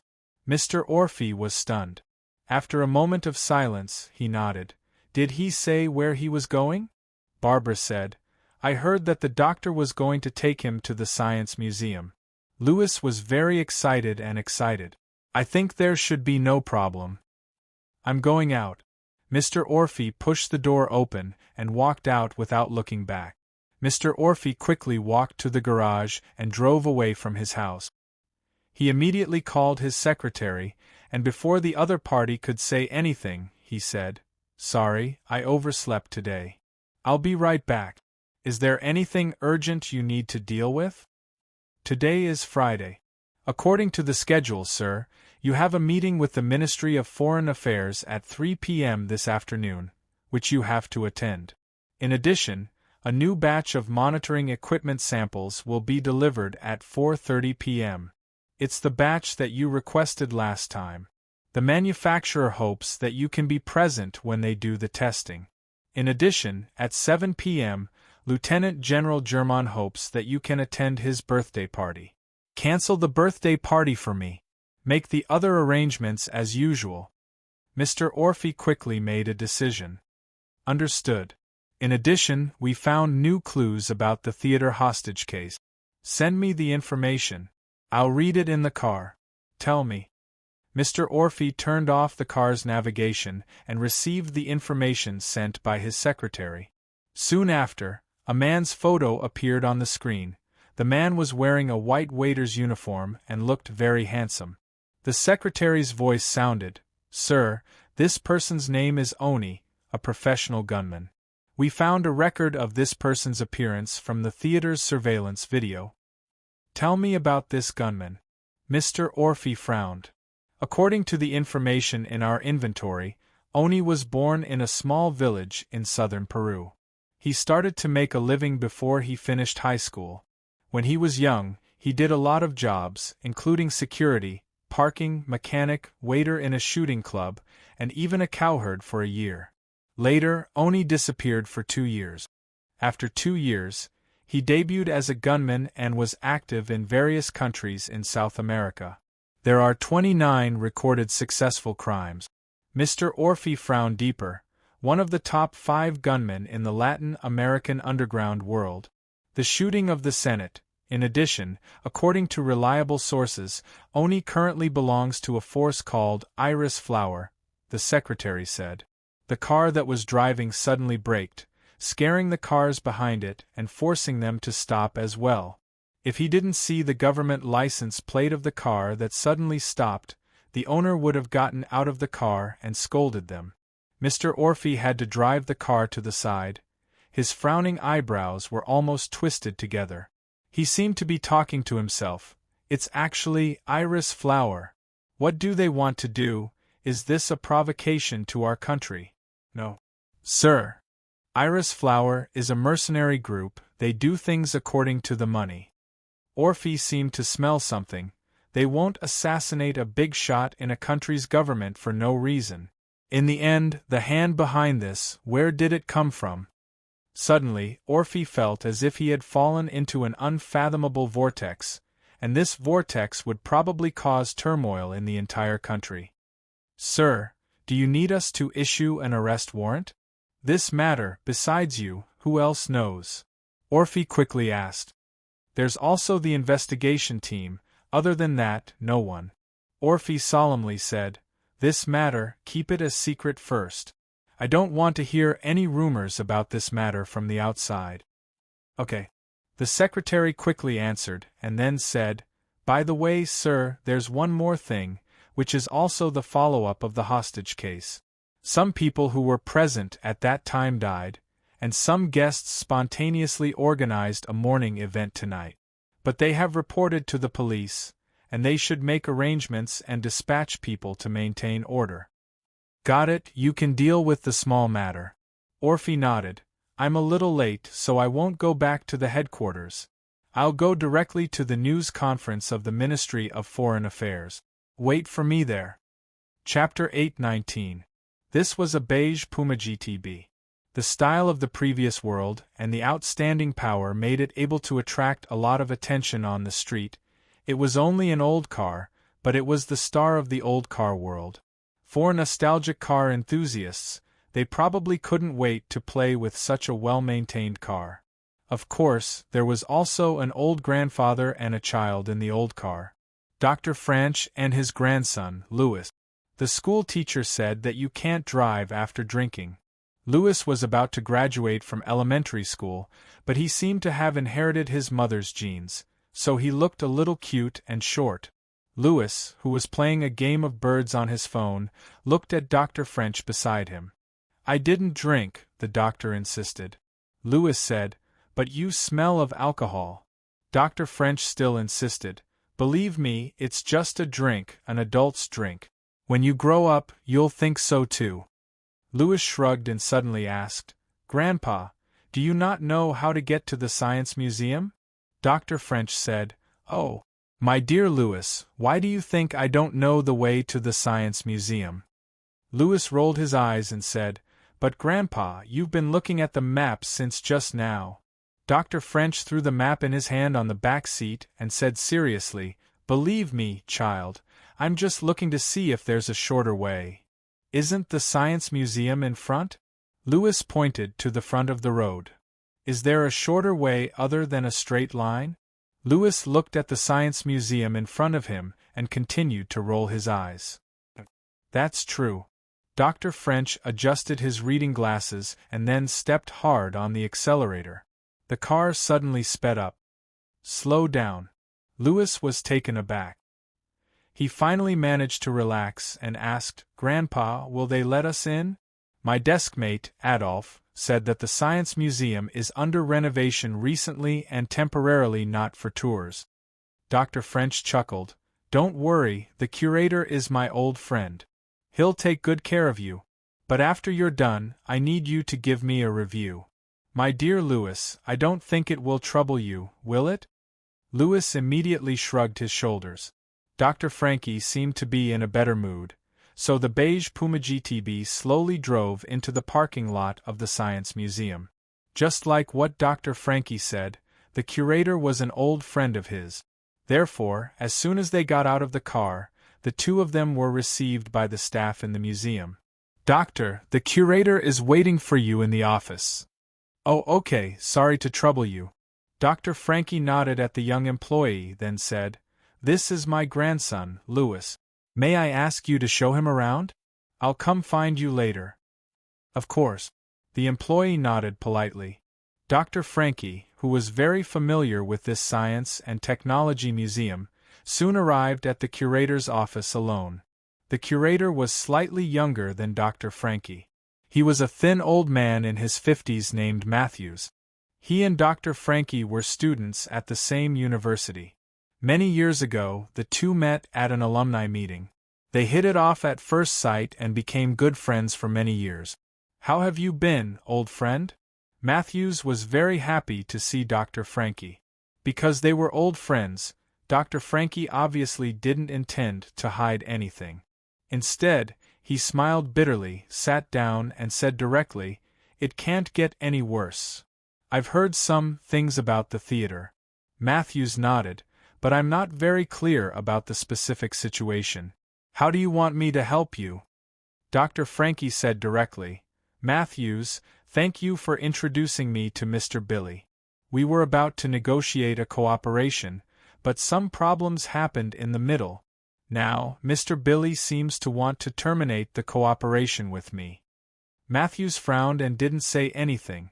Dr. Frankie had to ask with anticipation, "Now, Mr. Billy has been using healing as an excuse to refuse to meet. Old friend, can you let Mr. Billy see me again? I'm just a not-so-close uncle of his." Matthews suddenly sighed. "Old friend, listen to me. Let's put an end to this matter. Billy's unwillingness to meet you has already made some things clear." "Why, didn't we have a good discussion before?" Dr. Frankie was a little agitated. "Believe me, after so many years, I've corrected all the wrong data. As long as we get the technical support from Leighton Group, we'll definitely be able to successfully launch a satellite of our own. In fact, I'm looking forward to seeing that day come." Matthews leaned back in his chair and shook his head. "But I also know that this is probably just an unrealistic idea at the moment. You don't know yet, do you? The people from Leighton Group have raised the asking price for technical support. This price has far exceeded Billy's expectations. In addition to the original remuneration, they also want the development rights of 3 mines for 50 years. Old friend, 3 rich mines, this is something our entire family can't afford." "Are they taking advantage of the situation?" Dr. Frankie said angrily. "Old friend, look at the truth. There's no such thing as help for no reason in this world. Remember, the other party is a capitalist." Dr. Frankie was about to argue when Matthews said, "The head of Parliament is dead. Now, many people are scheming for this position. I'm not afraid to tell you the truth. Billy is also very interested in this position.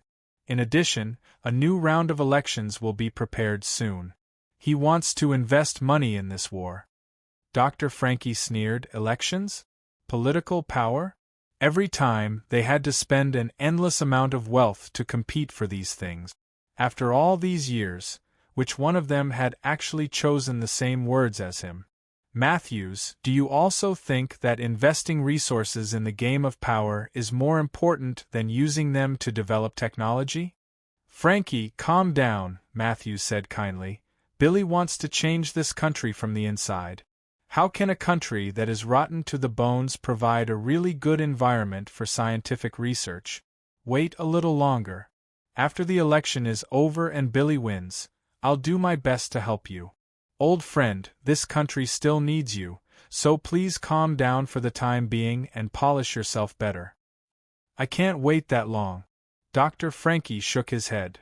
Oh, old friend, you're only 65 years old this year. I believe that you'll still be in high spirits in a few years. Because no one knows better than me how much you love your career. You never know fatigue. Matthews said slowly, after next year's election, believe me, everything will be better. I'll think of a way myself. Dr. Frankie suddenly stood up and walked directly to the office door. However, he still had a scholar's side after all. Before going out, he took a deep breath and turned to look at his old friend. Thank you for your hospitality today. I think Lewis will be very happy. Frankie. Matthew looked at Dr. Frankie quietly. Suddenly, he sighed and said, Old friend, tell me, in fact, in your heart, is this persistence still the same as before? I don't understand what you're talking about. Dr. Frankie frowned. You should be clear. Matthew shook his head. Is it for your own liberation, or is it for this country to have its own satellite like back then? Of course it's... Dr. Frankie blurted out, but then he suddenly stopped and said, for our own satellite. Is that really the case? Matthews stared at Dr. Frankie for a long time. Okay, old friend, I'll try one last time and see if I can convince Billy. Thank you. The young librarian accompanied Lewis in the Science and Technology Museum, introducing the origins of the various exhibits and the stories behind them. The child was very excited about the various exhibits that were full of science and technology. If it weren't for the fact that touching was prohibited, he probably wouldn't have been able to resist touching them. What's this? Lewis pointed to a big guy in the corner of the second museum and asked. When the young librarian was about to answer, Dr. Frankie's voice came from afar. This is the M901 satellite model, which was developed by our country. From the assembly to the components, everything was done here. Grandpa.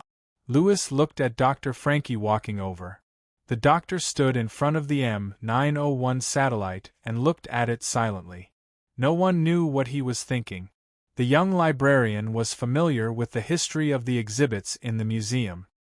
He looked at Lewis and said, Lewis, this satellite was completed under the command of Dr. Frankie, did you know? Wow. Lewis's eyes widened, and he looked at his grandfather with eyes full of disbelief and surprise. Grandpa, you're amazing. Dr. Frankie just shook his head and whispered, No matter how amazing something is, what's the use of it if it can't go where it's supposed to be? Lewis didn't hear that. He just moved closer to the satellite exhibit, wanting to see all of it. He looked at the information written on the sign and was surprised to find something. It's true. Grandpa's name is written here. Creator, Frankie Bursmond. And Margie. Margie? Grandpa, this seems to be Mom's name? Lewis, it's getting late. Let's go back. Dr. Frankie suddenly pulled Lewis's arm. You promised me that if I brought you to the Science Museum, you'd have to study hard from the afternoon to the evening. It's time now. Oh, okay. Lewis reluctantly agreed. Soon, the young librarian sent Dr. Frankie and Lewis to the parking lot, and then returned to his post. After getting in the car, Dr. Frankie suddenly said, Lewis, can you ask that librarian for 2 bottles of water? I'm a bit thirsty. No problem. Lewis nodded. After Lewis left, Dr. Frankie took out a small black notebook from his pocket and started to read it. He suddenly frowned, because he found that there was an extra black card in the notebook. Dr. Frankie picked up the black card and stared at it for a long time. A trace of doubt flashed in his eyes. He really couldn't remember how this thing came to him. He looked at it silently, as if he had lost his mind. It wasn't until he felt his body being shaken that he suddenly woke up. He didn't know when Louis had come back, but he still had 2 bottles of mineral water in his hand and kept calling his name. "Grandpa, what's wrong with you?" "Nothing, I was thinking about something and got distracted." Dr. Frankie shook his head and put the black card in the small black notebook. After putting it away, he touched Louis's head. "Okay, where are we going now? Didn't you just say you wanted to go home?" "Oh, yes, let's go home." Dr. Frankie calmed himself down before he started the Puma GTB. In the evening, Bucky waited anxiously. Because the servant girl had left at lunchtime and hadn't come back yet, this was different from yesterday. Yesterday, after lunchtime ended, she immediately came over and urged him to practice his meditation technique. Just as Bucky was considering whether he should go outside to try his luck, footsteps suddenly came from behind. Bucky knew it was the servant girl, so he immediately turned around. At this time, the servant girl didn't wear her black and white maid uniform. Instead, she wore a very casual dress and a light coat. If he hadn't seen this woman's true face, Bucky would have been deceived by the pure side of this woman at this time. Maybe he would have asked how much a night would cost. "Didn't I ask you to dress up?" Yi looked at Bucky, her voice was still indifferent. Bucky was stunned for a moment. He then looked at himself and sniffed his collar. "I've already dressed up properly. This is the best I could find. You know, I don't have a penny on me now. This set of clothes is the best I found in a nearby house. I even took a shower. You see, this is a branded product. Zegna. Although the size is a little different, I'll make do with it. This is a knockoff." Yi shook her head. "Your style was designed by me 5 years ago. I can distinguish the real from the fake." "You designed it?" Bucky opened his mouth. Yi said indifferently, "It's nothing. It's just a little interest in the past. I have a position as a designer in that company. But I haven't sent any drawings over for several years." F***CK. Aren't you a bloody female corpse? Forget it. As you said, I'll make do with it. Yi shook her head. "Anyway, I have never expected your taste. Speaking of which, I seem to be your customer?" Bucky suddenly said, "This is your after-sales service." Miss Maid said blankly, "I'm now just a guide who assists you in collecting faith. I'm not greeting you. If you don't meet my expectations and my master is disappointed because he can't see the results when he comes back, I'll break you down into particles finer than atoms and let you, Bucky, become a real legend." Where are we going now?" "The theater." With that, Miss Maid threw a bottle to Bucky, which contained a light green liquid. The bottle was very small, like a perfume bottle. "What is this?" "It's used to restore your mental power." Yi said indifferently, "Don't use too much. At your current level, sniffing is enough to restore once. If you use too much, your consciousness will explode and your brain will die." Bucky put it into his pocket without saying anything and nodded cautiously. Miss Maid said suddenly, "But your goal tonight is to use it all up." Chapter 820. At 7:30 tonight, a memorial service will be held at the Municipal Theater. Some sounds came from the taxi's radio, but the people in the car didn't seem to pay much attention. Big cousin and second cousin sandwiched Caroline in the middle, while Lawyer Carlos sat in the passenger seat. Originally, Lawyer Carlos' plan was to take the bus. However, Big Cousin said that if it was a taxi, they would pay for it. Thus, Lawyer Carlo readily agreed. "Caroline, you and your second cousin have a good relationship?" There was some silence in the car. Lawyer Carlo tried to find some topics to talk about. He saw that Caroline and second cousin had been holding hands, although it was a little strange that they were covered with clothes. But who didn't have a strange hobby? Second cousin just glanced at Lawyer Carlo coldly, which made Lawyer Carlo shrug. He was so bored that he simply put on his headphones and played with his phone. Seeing this, Caroline lowered her head and whispered in her second cousin's ear, "Can you untie my handcuffs? It's easy for people to break them in the hospital and cause trouble." The second cousin only gave Caroline a family-like smile before looking out of the window. He had no plans to do anything. Caroline leaned against the chair in frustration, feeling more and more uneasy. In fact, after coming out of the simple factory in Boston, she had been trying to find a way to escape. Including when she said that she would spend money to buy her life in the factory, everything was just to stall for time and find a chance to escape. However, she didn't expect that big cousin and second cousin would watch her so closely.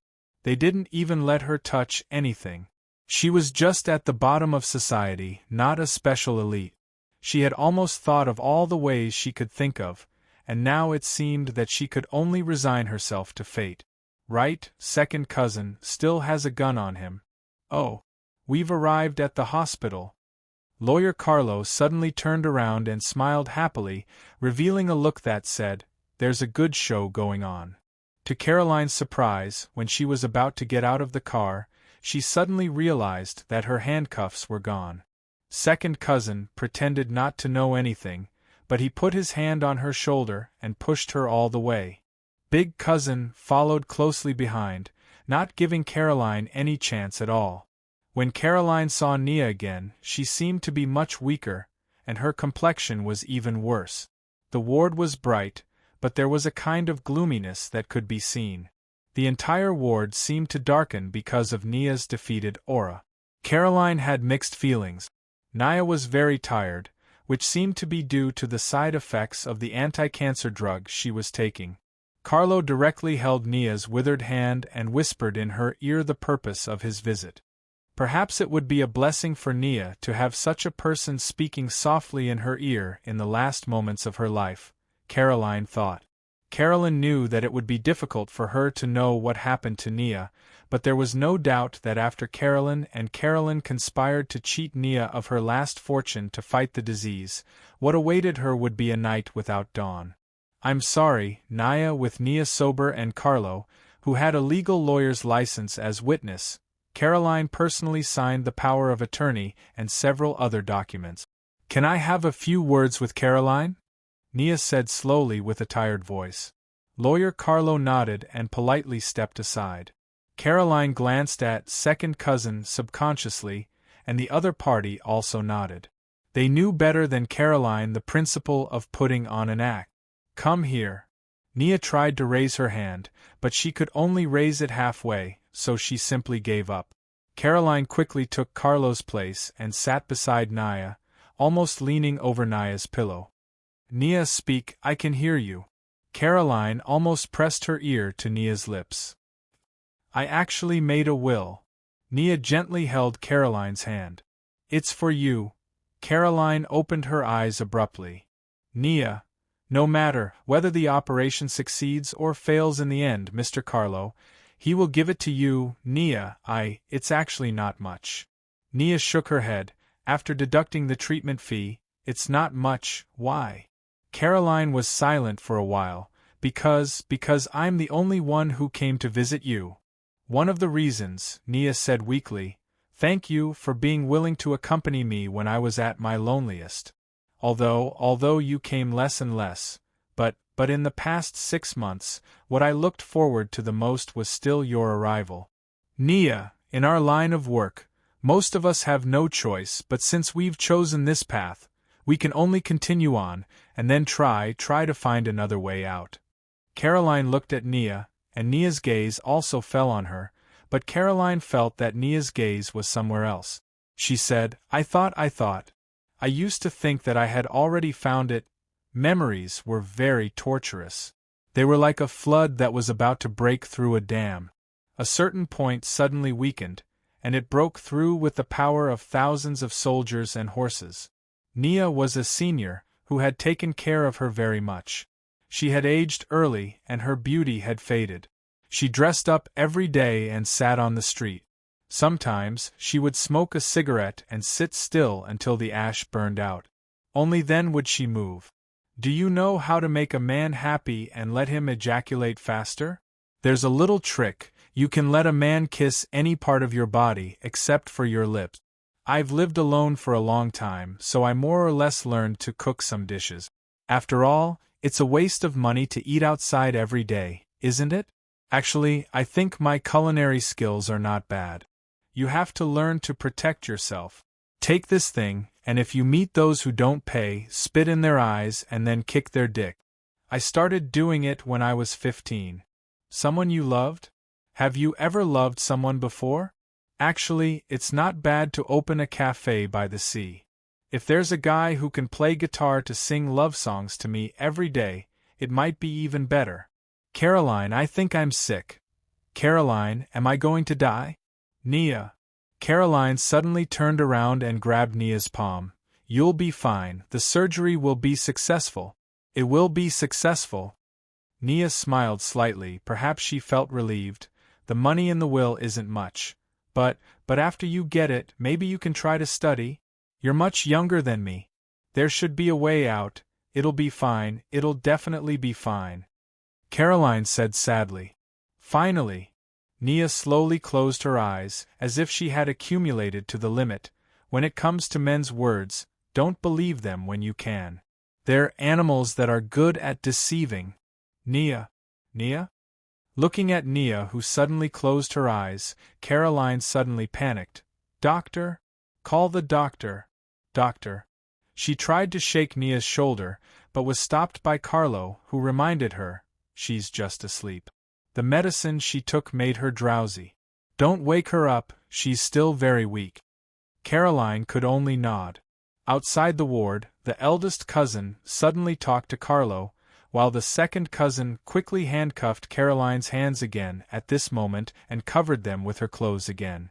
Carlo didn't seem surprised when he saw the two of them holding hands, and he still said enthusiastically, "Okay, gentlemen, it's a pleasure to work with you. I believe we'll be able to get a good amount of extra money in a few days." Lawyer Carlo? The eldest cousin suddenly smiled. Do you have a card? Maybe we'll have a chance to meet again in the future. It's my pleasure. Carlo handed over his card with a smile.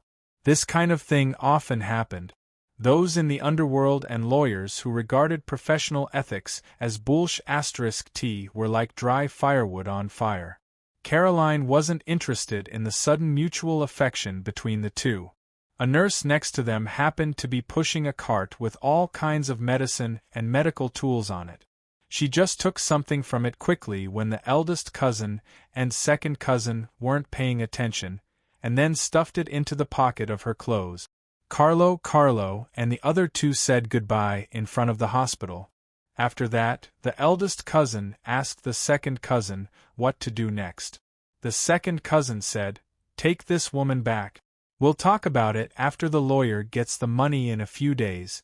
You follow this lawyer and see where he lives." They were still careful in doing things. The eldest cousin nodded and quietly followed Carlo. The second cousin suddenly grabbed Caroline's arm and said coldly, "Let's go. Stay with us for another day. We will take good care of you, Miss Caroline." "Wait a minute. I want to go to the toilet." Caroline stopped abruptly and covered her stomach. "Really?" The second cousin frowned, then pulled Caroline back to the hospital without saying a word. He brought Caroline to the ladies' washroom on the first floor. Seeing that there was no one nearby, he quickly pulled Caroline into the washroom. In the washroom, second cousin chose a toilet for Caroline that was for the disabled. The second cousin unlocked the handcuff on one side of his hand, then locked it on the handrail next to the toilet, and said indifferently, "I'll give you 10 minutes."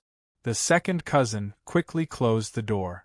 After looking at the doors and windows in the ladies' bathroom, he walked out again and leaned against the wall outside the bathroom. 3 days ago we experienced the first despair of our lives here. Some of us have already unfortunately died in this disaster. In front of the theater, people wearing black clothes and holding white candles in their hands quietly lined up in rows. There were many white roses placed around, and the candlelight dyed them yellow and white. In addition to the MC's speech, the sound of sobbing could be vaguely heard. It was probably the family or friends who lost their loved ones in the disaster. In the distance, a black private car was parked.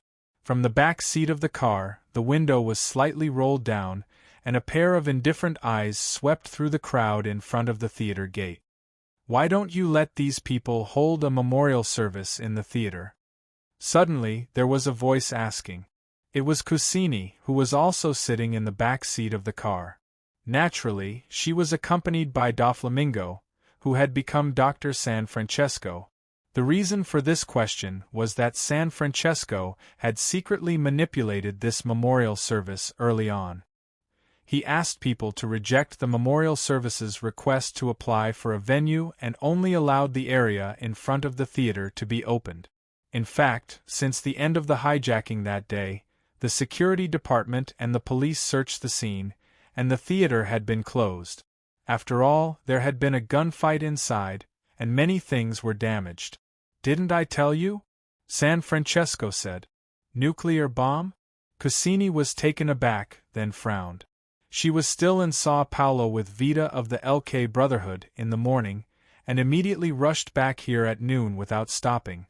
Regarding the reason why San Francesco chose to sponsor the renovation of the theater, Cucini only thought it was an unimportant joke. "Of course it's a joke." San Francesco laughed strangely at this time. "In fact, before Roger died, he hid something very important to me. Nothing was found on his body, and the police should not have found it either. So I suspect that it is still hidden in the theater." "What is it?" Cucini frowned and asked. San Francesco said indifferently, "If you can find it, you will know. Well, let people keep a close eye on it. Don't let anyone suspicious enter. I suspect that Roger's men are not all dead. Although Roger is a lunatic, he is not a fool. He should have some remaining men who did not directly participate in the hijacking, but outside to provide support. Then I will stay here." Cucini nodded. "No, you should accompany me to the banquet later." San Francesco shook his head. "Just tell the people below to do it. In addition, hurry up and find Buggy as soon as possible. I have something to ask him." "Yes, father." "Drive." San Francesco ordered the driver in a deep voice. The car slowly drove out. Almost at the same time, two figures were slowly coming from the side of the car. They were also looking at the memorial service in front of the theater.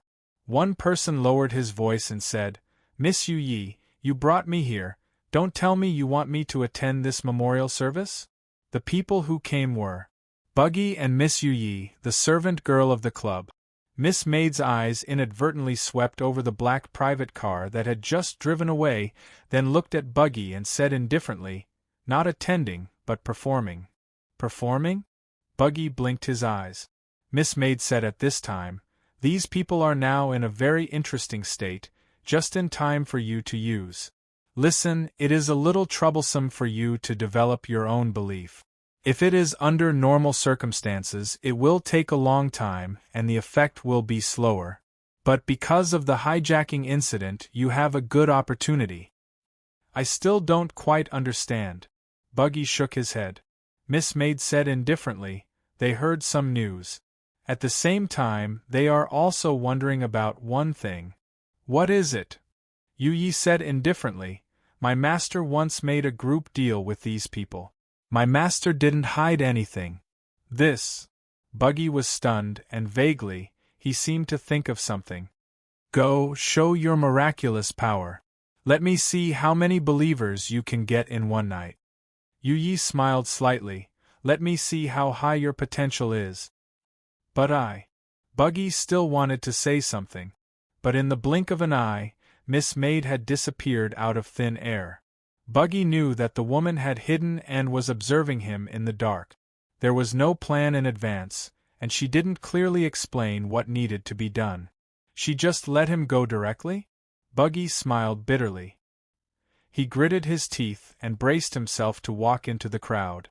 On the rooftop opposite the theater building, Miss Maid was holding a street food pastel in her hand. It was bought from the stall of the young man who set up a stall on the street. But last time it was bought by Boss Luo, and he bought two. Tonight it was bought by Miss Maid, and she only bought one. She ate quietly, and the night wind lifted her hair. Chapter 8:21. Mr. Orphy was very casual when he was working and would not always maintain his serious image. In fact, in the office, taking off his suit, undoing his tie, and rolling up his sleeves would make him feel more at ease. At 7:40 p.m., Mr. Orphy, who had finished testing the new listening device, still did not leave his workplace and chose to work overtime. In the afternoon, there were still some unresolved issues in the joint press conference with the Ministry of Foreign Affairs. In addition, according to intelligence, there was also a group of foreign agents who had infiltrated the country with unknown intentions. "Sir, we caught a few people unexpectedly." Suddenly, the secretary barged into Mr. Orphy's office, looking very anxious. Mr. Orphy knew that something serious must have happened and his face darkened. "Who did you catch?" "Two men and a woman from the United States Federal Investigation Agency," the secretary said seriously. "What happened?" Mr. Orphy immediately realized the seriousness of the matter. "Sir, you asked me to thoroughly investigate the guest list on the day of the hostage case. I compared them one by one according to the surveillance video at the gate and the guest list and found that there were a few people who did not match." The secretary quickly said, "They were going to leave at 4 p.m. on the train. Fortunately, our people arrived in time, but in the process one escaped." "Did these people say anything?" Mr. Orphy quickly asked. The secretary shook his head. "These people are very stubborn and did not say anything. They only asked that we should follow the humanitarian principle. I'm thinking that maybe we should use the truth-telling serum on them." "Yes." Mr. Orphy was very decisive. "Go and prepare. You must interrogate them as soon as possible. I'll be right there. Also, check the guest list again. I want to make sure that no one is left out." "Yes." The secretary went out directly. Mr. Orphy rubbed his forehead. The hostage case at the theater that day, it seemed that the more he investigated, the more he found out. It was like a bottomless abyss. He took a sip of coffee to refresh himself and planned to rush to the interrogation room immediately. However, he suddenly remembered something and called home. "Hello, it's me, Barbara. Is Louis back?" Dr. Frange brought Louis home in the afternoon. He's very obedient now and is writing his thoughts on today's visit to the Science Museum in his room. I'm accompanying him. "Thank you for your hard work, Babla." Mr. Orphy nodded before suddenly asking, "What about him? Is he not at home?" Mr. Orphy had a very bad relationship with his father, Dr. Frankie. As a maid, Barbara knew this very well. Therefore, she did not mind that Mr. Orphy had used him as a reference. "Oh, the doctor came back to watch the news and heard that there was another memorial gathering at the theater. He wanted to go and take a look, so he went out after dinner." "I'm fine now," Mr. Orphy said calmly. "Please keep Louis company. I might come back late tonight, or I might not come back at all." "It's fine. I can work overtime." Barbara quickly agreed, then sighed and said, "Mr. Orphy, I really suggest that you find another wife. This family still lacks a mistress." "Barbara." "I'm listening. What is it?" "Sorry to trouble you." After saying this, Mr. Orphy directly hung up the phone. Then, he loosened his sleeves, buttoned them up and put on his tie again. After that, he took off his suit jacket from the hanger and put it on. When he walked out of the office, Mr. Orphy suddenly covered the photo frame on the table. That was a photo of him and his late wife. Tapping the fingers of his left hand on the elbow of his right hand, the second cousin suddenly frowned and looked at the time. It hadn't even been 10 minutes yet, but he suddenly had a feeling that something was going to happen. At this moment, a woman was about to enter the ladies' washroom. The second cousin put his hand on the woman's shoulder without saying anything, saying coldly, "It's under maintenance. You can go somewhere else. The woman said unwillingly, Who are you? There's no maintenance sign here. Why can't I go in? The second cousin slightly narrowed his eyes. I said, You can't go in. The ferocious gaze and the fingers that squeezed the woman's shoulder scared her. She retreated, turned around, and fled this place in horror, not daring to look back. The second cousin looked around and directly walked into the ladies' washroom. There happened to be a woman touching up her makeup in front of the sink. Seeing a ferocious man coming in, she immediately screamed. The second cousin simply lifted his clothes, revealing the pistol on his belt, and shouted, Shut up and get out. The woman was so scared that she directly stuck to the wall, moving all the way past the second cousin, and then ran away quickly. The second cousin then quickly walked to the toilet for the disabled and slapped it a few times. Come out, time's up. Go away immediately. But there was no response from inside. The second cousin frowned and did not intend to continue waiting. He directly kicked the door open. What made him angry was that there was no one inside. Caroline had disappeared. The handcuffs were still hanging alone on the handrail next to him, and there were no signs of them being opened.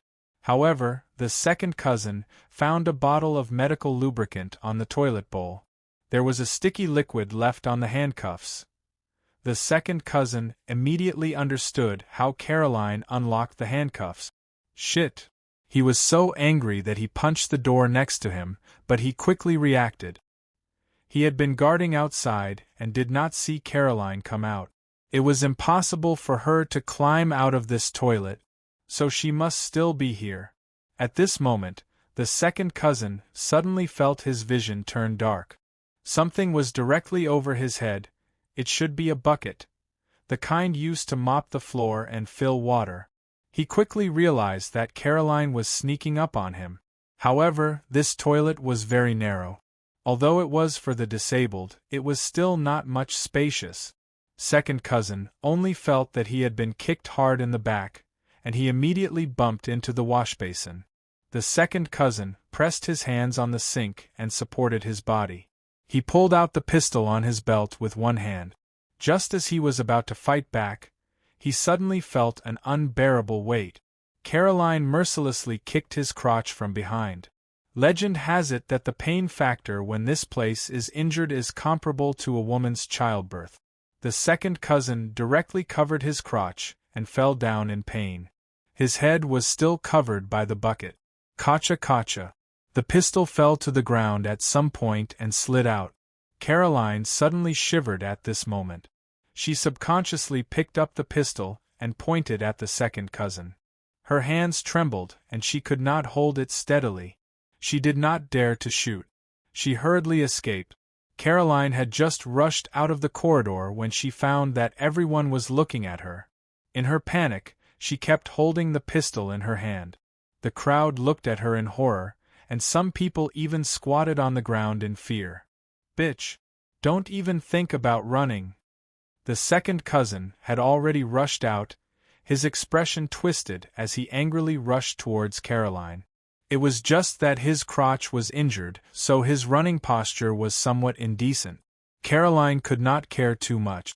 She lowered her head, hugged the pistol, and rushed out of the hospital door. Excuse me. Thank you. When Dr. Franch arrived, the memorial service had just begun. A pastor was invited, holding a Bible and a cross. After the MC finished his speech, it was the pastor's turn to speak. Dr. Franch finally squeezed to the front of the crowd, took off his hat, and lowered his head to listen. The pastor's voice slowly sounded. Dr. Franch was originally listening carefully, but at this moment, he was a little annoyed by the lowered voices of the two men beside him. It's true, my brother-in-law is an officer in the police station. He told me that before their people arrived, those bandits were actually unconscious, and all the guns were mysteriously dismantled. And I heard that the bandits even installed a powerful bomb and detonated it, but miraculously, it did not have any power. Did you hear a very strange sound at that time? Dear guest, is there anything you need? The man suddenly said quietly. The other party listened, and his eyes narrowed slightly. You heard it too? I thought it was an illusion at that time. No, I really heard it. At that time, there was something invisible in the dark. I think I heard it too. I even agreed. At first, I just thought that I was too scared and hallucinated. This was the voice of the third man. My wife has also been talking to me about this matter these 2 days. This was the fourth voice. Dr. Frankie frowned. It seemed that gradually, more and more people began to discuss something that happened that day.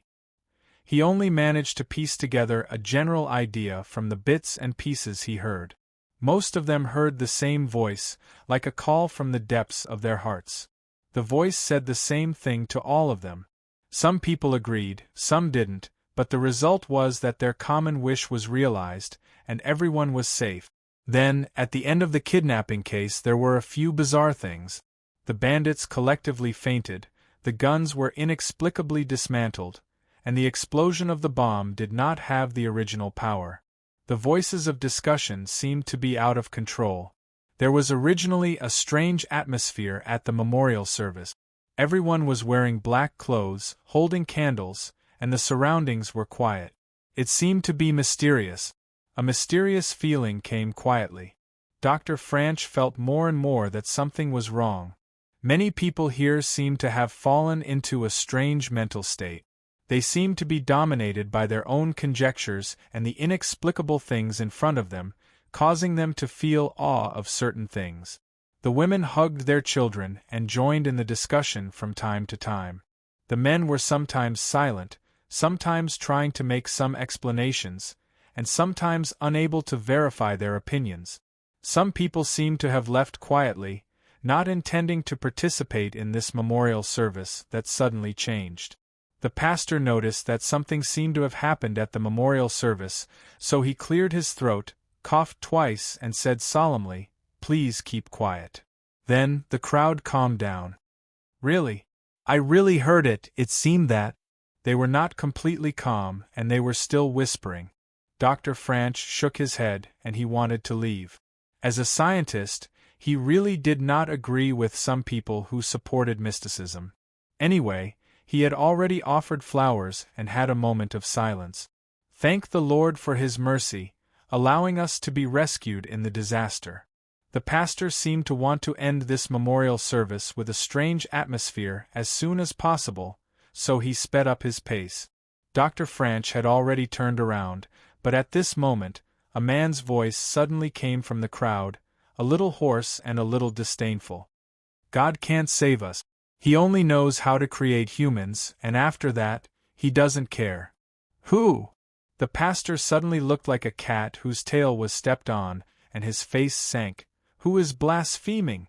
The man's voice came from the crowd again. The crowd began to stagger, tracking the source of the voice, and then made a straight path to the front.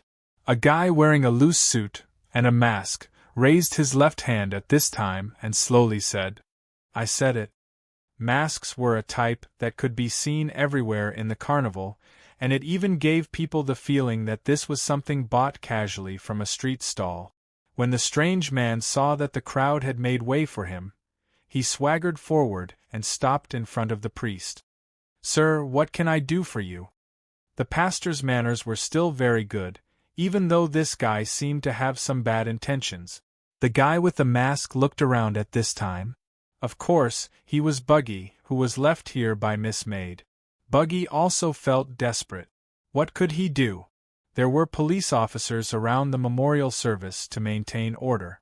If it was in the past, there would be no problem. The key was that he was now a fugitive. Was it really a man to let him appear in front of the police officers openly? Fortunately, he found a shop that sold carnival masks.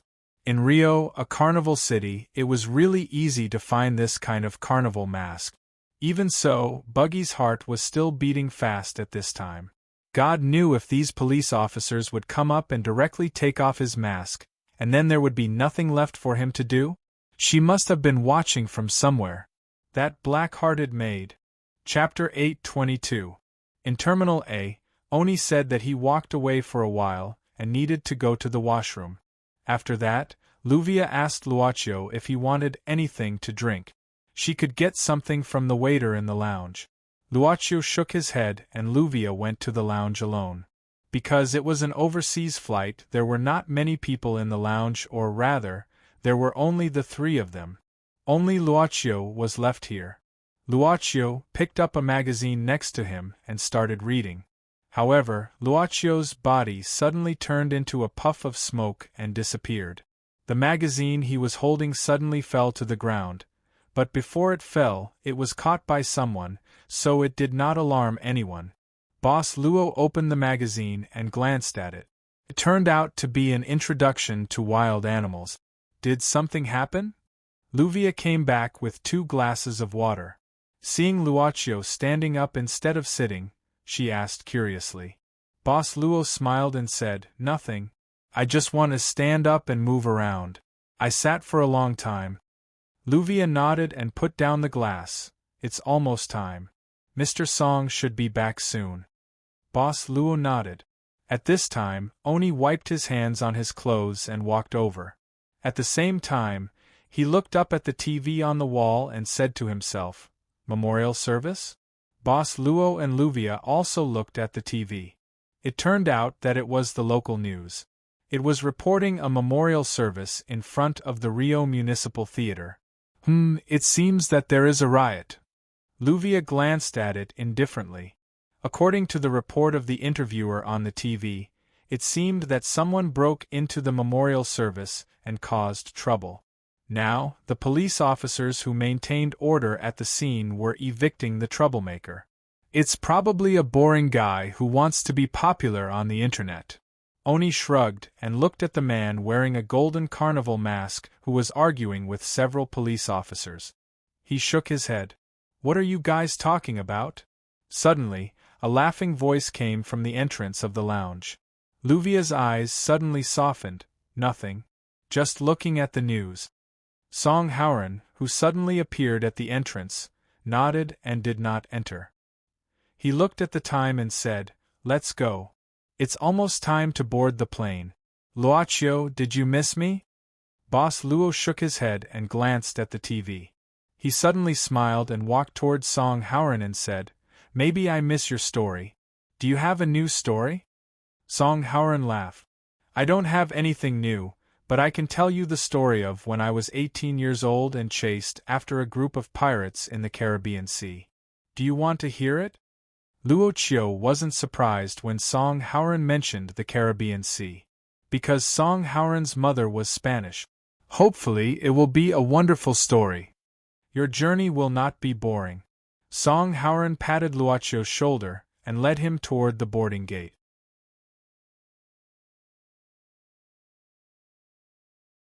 The pastor had already sped up his speech. His eyes were fixed on the scripture in his hand, and he didn't intend to raise his head. On the opposite rooftop, Miss Maid, who finished the last bite of pastel, burned the greasy paper bag directly to the police officer, and then fell from the rooftop railing where she sat. "Did I overestimate him?" Miss Maid frowned and then shook her head gently. Her eyes turned and easily found the place where Bucky was at this moment. The police officers had already taken control of him.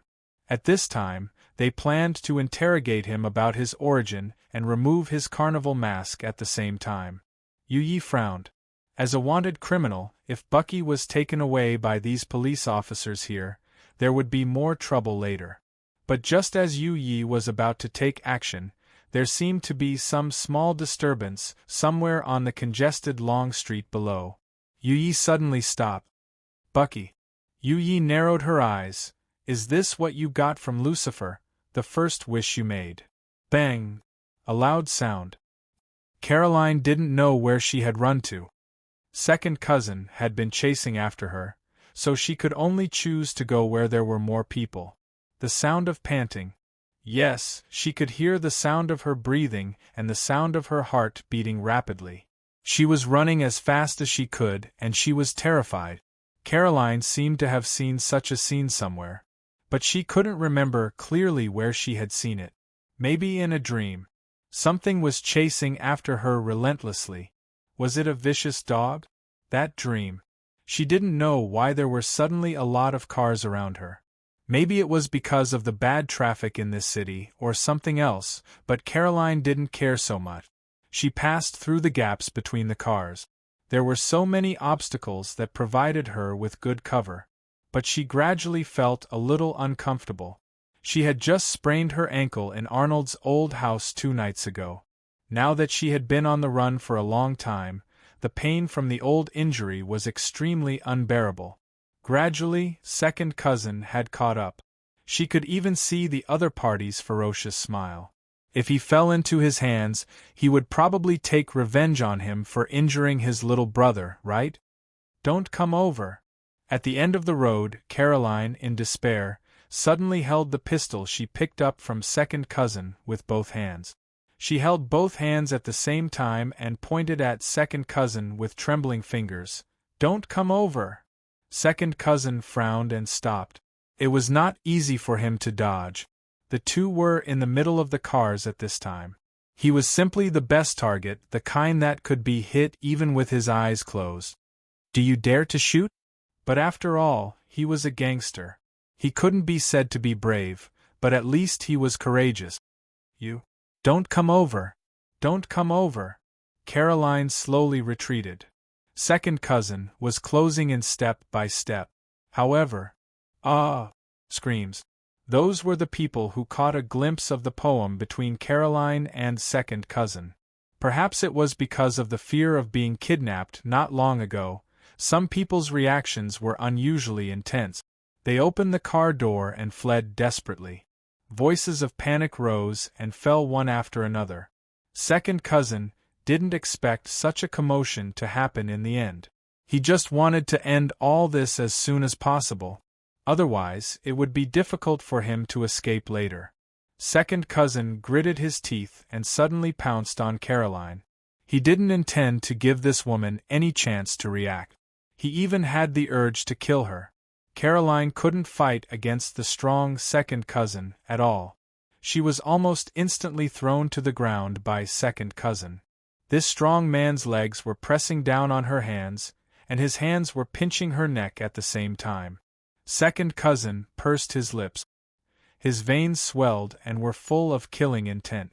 Caroline kicked her legs in pain and struggled. She felt that her throat might be broken in the next second. Unwilling to die, the will to live made Caroline's hand that was holding the pistol move. Bang! Gunshot! Unfortunately, she couldn't aim at the man who wanted to kill her. The bullet just stuck close to the ground and shot at the tire of a private car next to her. The burst tire also made a loud noise in the next moment. The loud noise echoed on the long street. The people in front and behind didn't know what happened behind them.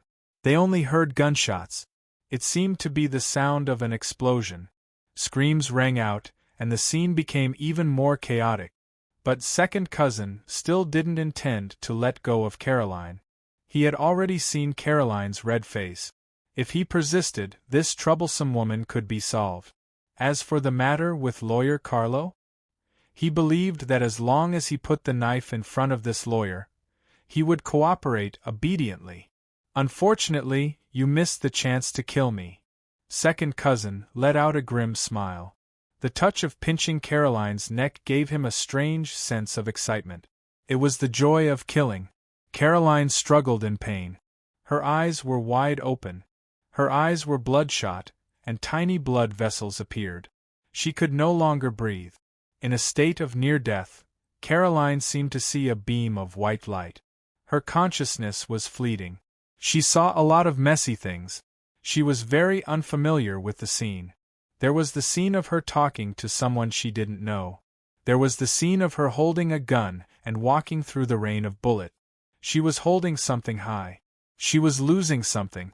When she was sad, when she was reveling, when she was lonely, when she hugged someone, all of a sudden, bang! There seemed to be another noise. Caroline's consciousness was a little confused. Her ears were buzzing because the tire was smashed next to her. Her eardrums were under pressure. She seemed to see second cousin covering his shoulder with a twisted expression. Second cousin suddenly gritted his teeth. quickly picked up the pistol from his hand, and then fired at something. Second cousin covered his injured shoulder, retreated, and fired. Then, he disappeared from Caroline's sight. Caroline suddenly felt as if she was being picked up by someone. She saw a uniformed police officer looking at her as if asking questions. In the end, Caroline slowly closed her eyes and fainted. Calling, there's a woman unconscious, calling the front desk. There's also a man with a gun. The location is the street outside the municipal theater. Calling, he ran over there. You stay and take care of the injured. Everyone up front, try not to shoot. There are too many people now and it's easy to accidentally injure someone. Quick. You can't do this to me. I have civil rights. Buggy was still holding on, holding his mask tightly, unwilling to let it be taken off. However, his resistance obviously aroused the police officer's anger. You'd better cooperate. Otherwise, you'll suffer. You're not allowed. There was a sudden loud noise. Officer Buggy stopped all of a sudden. Everyone was startled because they knew very well that this sound was a gunshot. After that, there was a suspected explosion. Go and take a look. You stay here and watch this guy. A guy who looked like a leader suddenly threw away the cigarette but in his hand, pulled out his gun from the holster, and rushed quickly to the source of the sound with his men. What happened? The police officer who stayed behind at this time looked from afar, seemingly quite concerned about what happened in front of him. But at this time, he suddenly felt a hard hit from behind. He suddenly fell to the ground, and at the same time, a pair of legs directly clamped his neck. At the same time, his hands were twisted. Which troublemaker was wearing a carnival mask? Deadly scissor kick. I haven't used it for many years, you forced me. The police officer quickly slapped the floor a few times, and because of the lack of oxygen, he quickly fainted. Troublemaker. Buggy breathed a sigh of relief, and got up from the ground in a sorry state. He took out the key from the police officer's clothes and unlocked his handcuff. He quickly looked at the chaotic scene in front of him, took off his mask without saying a word, stuffed it into his clothes, and quickly fled this place. Help! Is there anyone? Is there anyone? Save my husband! He was hit by a bullet! Help! Help! Help! Help! The sound of crying. They should be the guests who were about to leave after attending the memorial service. At this time, in the crowd, a lady was holding a man. The man's abdomen was bleeding constantly, and he was dying. I've called an ambulance. But, looking at the situation of the blockage, it's estimated that they won't be able to come in for a while. Someone said helplessly. Who knows how to stop the bleeding temporarily? Someone hurriedly suggested. It's impossible to stop the bleeding, this amount of bleeding. Someone sighed. They could only watch as the grieving woman hugged her husband and wept. Who can save my husband, I beg you? Is there no one? The woman painfully lay on her husband's chest, wailing loudly. At this time, I'll do it. I'll save him. A loud voice rang out. The man with the carnival mask pushed the crowd aside and walked out.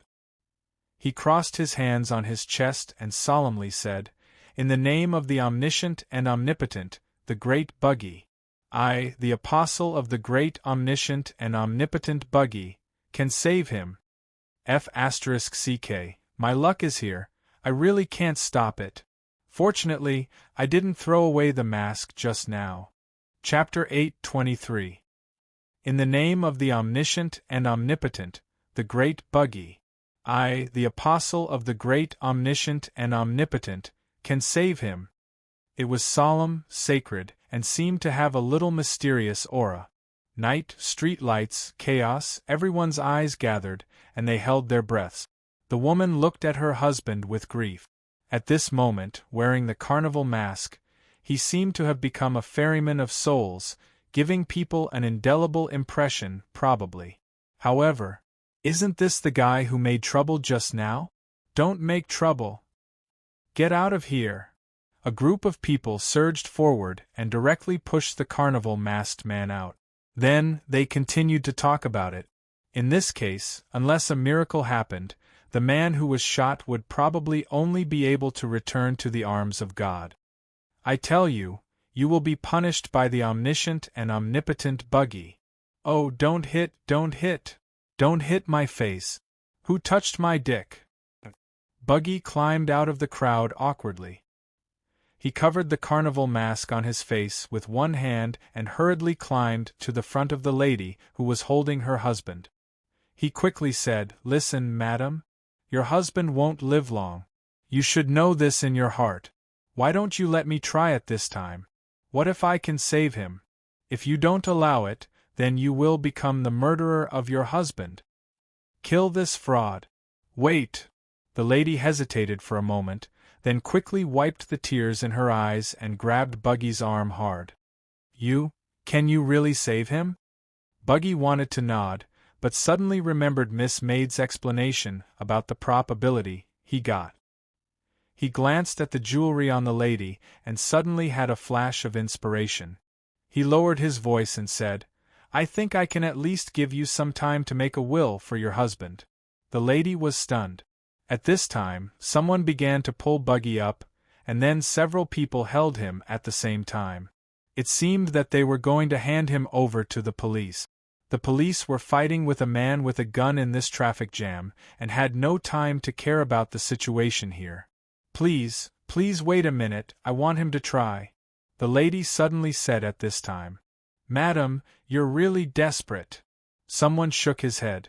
"Who knows what he'll do? It is possible that he will lead to your husband's death sooner." Even though the man who was shot didn't seem to have much longer to live. "This is my husband. I have the right." The lady took a deep breath and looked at Bucky. "But if you lie to me, I will make you regret it for the rest of your life." Buggy struggled a few times, and those who were holding him let go of him. Bucky straightened his fake Zegna suit, then put his hands on his chest and said seriously, "Madam, I think your husband will be happy with your decision." The lady got up from the ground, grabbed Buggy's shoulders, pulled him in front of her, and said in a low voice, "Can you really give him time to make a will?" Buggy decided to end the battle quickly. Without saying a word, he asked people to move the man who had been shot to the side. Several unwilling men worked together to lift the man who had been shot. Looking at the blood flowing out of his chest, they were frightened. At this time, Buggy didn't have time to do a lot of rituals and spells to improve his professionalism. He took out the small bottle given to him by the servant girl, opened it, and quietly hid it in his collar. Then he pressed his hands directly on the man's chest. In the night, it was easy to see that Buggy's hands were slightly emitting a milky white light. Gradually, it spread across the chest of the man who had been shot. These glimmers were intermittent, appearing and disappearing, and then quickly appearing again. Some people with sharp eyes saw that the back of Buggy's neck and the end of his hair were wet. The lady stared at her husband and then covered her mouth in disbelief. That was because the man's complexion was gradually improving. His eyelids began to move slightly, and then he slowly opened his mouth. He was a little weak, but he did speak. "Is this heaven?" Finally, Buggy released his hands and slowly stood up. Because he was wearing a carnival mask, no one could see that Buggy's lips were trembling at this moment.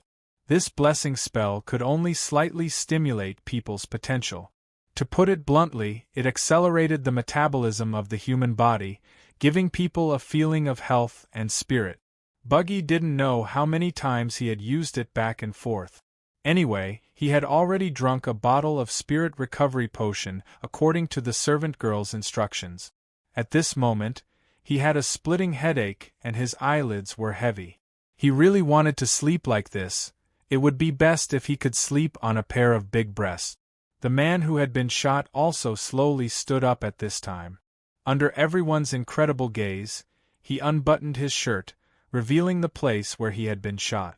Except for the blood on the skin, there was no wound there. "I'm not dreaming, right? Miracle. This may be a trick. These people may be in cahoots." A questioning voice came from the crowd. Buggy put his hands on his chest and said indifferently, I am the omniscient and omnipotent, the apostle of the great buggy who walks on earth. His legs suddenly left the ground and floated up, then he disappeared from the sky in an instant. The questioning voice was instantly drowned in the screams. Everyone looked up at the night sky blankly, but they didn't notice that a trace of fanaticism flashed in the eyes of the man who had been shot. He muttered to himself, "The great omniscient and omnipotent, the great omniscient and omnipotent, the great omniscient and omnipotent, the great wah." High in the sky, a frightened scream sounded, and then a figure fell from the sky, landing on the rooftop of a building directly opposite the theater. Doing this kind of free fall and directly hitting the rooftop, ordinary people would probably die instantly. But obviously, this person didn't. His body stopped at the moment when he was about to hit the floor of the rooftop. He stopped abruptly when he was less than 10 centimeters away from the ground, and then he fell to the ground again. Buggy hurriedly got up at this time and took off the carnival mask, unable to hide the excitement in his eyes. "Yee, miss. Did you see that? I did it. I brought that man back to life. I really saved her life." "Well done," Mississippi Maid responded indifferently. Buggy chuckled and then asked in confusion, "But why did you take me away so quickly? I think I can continue to perform. I will definitely make those who doubt me suffer. I have my plans." Yee shook her head, and although that man is alive now, he is still in danger. Because you only accelerated the healing of his wounds, but the bullet still remains in his body. Buggy thought for a while, but he should have died, but I gave him time. Yee took out the emerald green olive mitre, so you were lucky enough to get the initial source of faith. People were saved in the despair of dying. After the thought was compressed for a moment, it sublimated into a fanatical worship of you. What a lucky guy. How should I put it? Although it was a bit of a fluke, the final result was that it was much better than what he had expected. Mississippi Maid of the club looked at Buggy and then walked into the night. "Find a place to rest by yourself. That's all for today." What should we do next?" "Do nothing. Wait." Mademoiselle's servant girl left without a sound. Buggy took a deep breath, then approached the railing of the rooftop and gradually calmed down. At the same time, he looked at the chaotic street below. Maybe he should wait until the scene was evacuated before leaving. At this time, he suddenly thought of something and quickly ran to the only iron door that led downstairs. Locked? How do I go down? On the moving stretcher bed, Caroline's eyelids moved and then slowly opened. She took a deep breath, sat up abruptly, and then breathed heavily.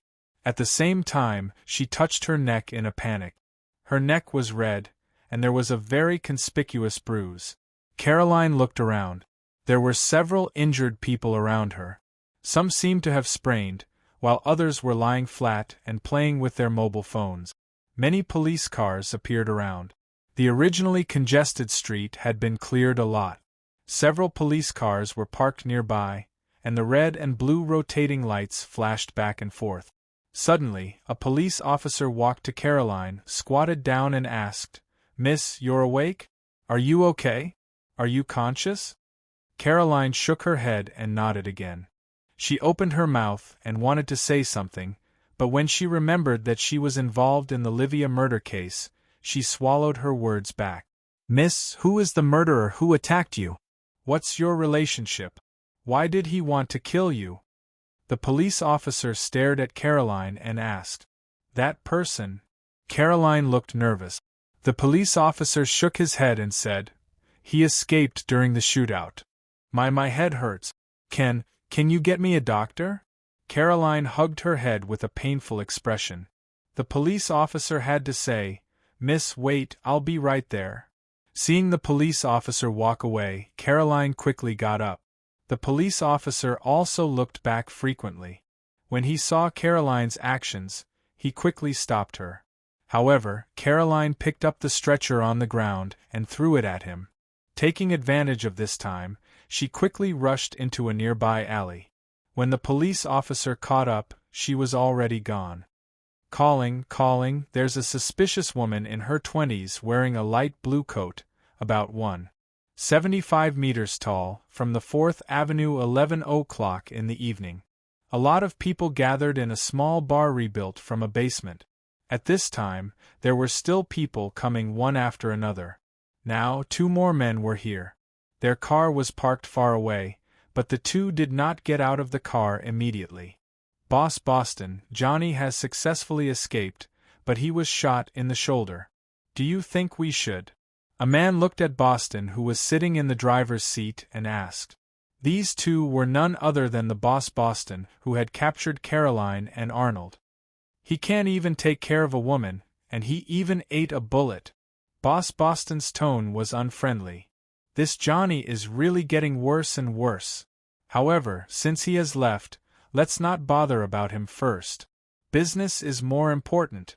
Get out of the car. It should be starting soon.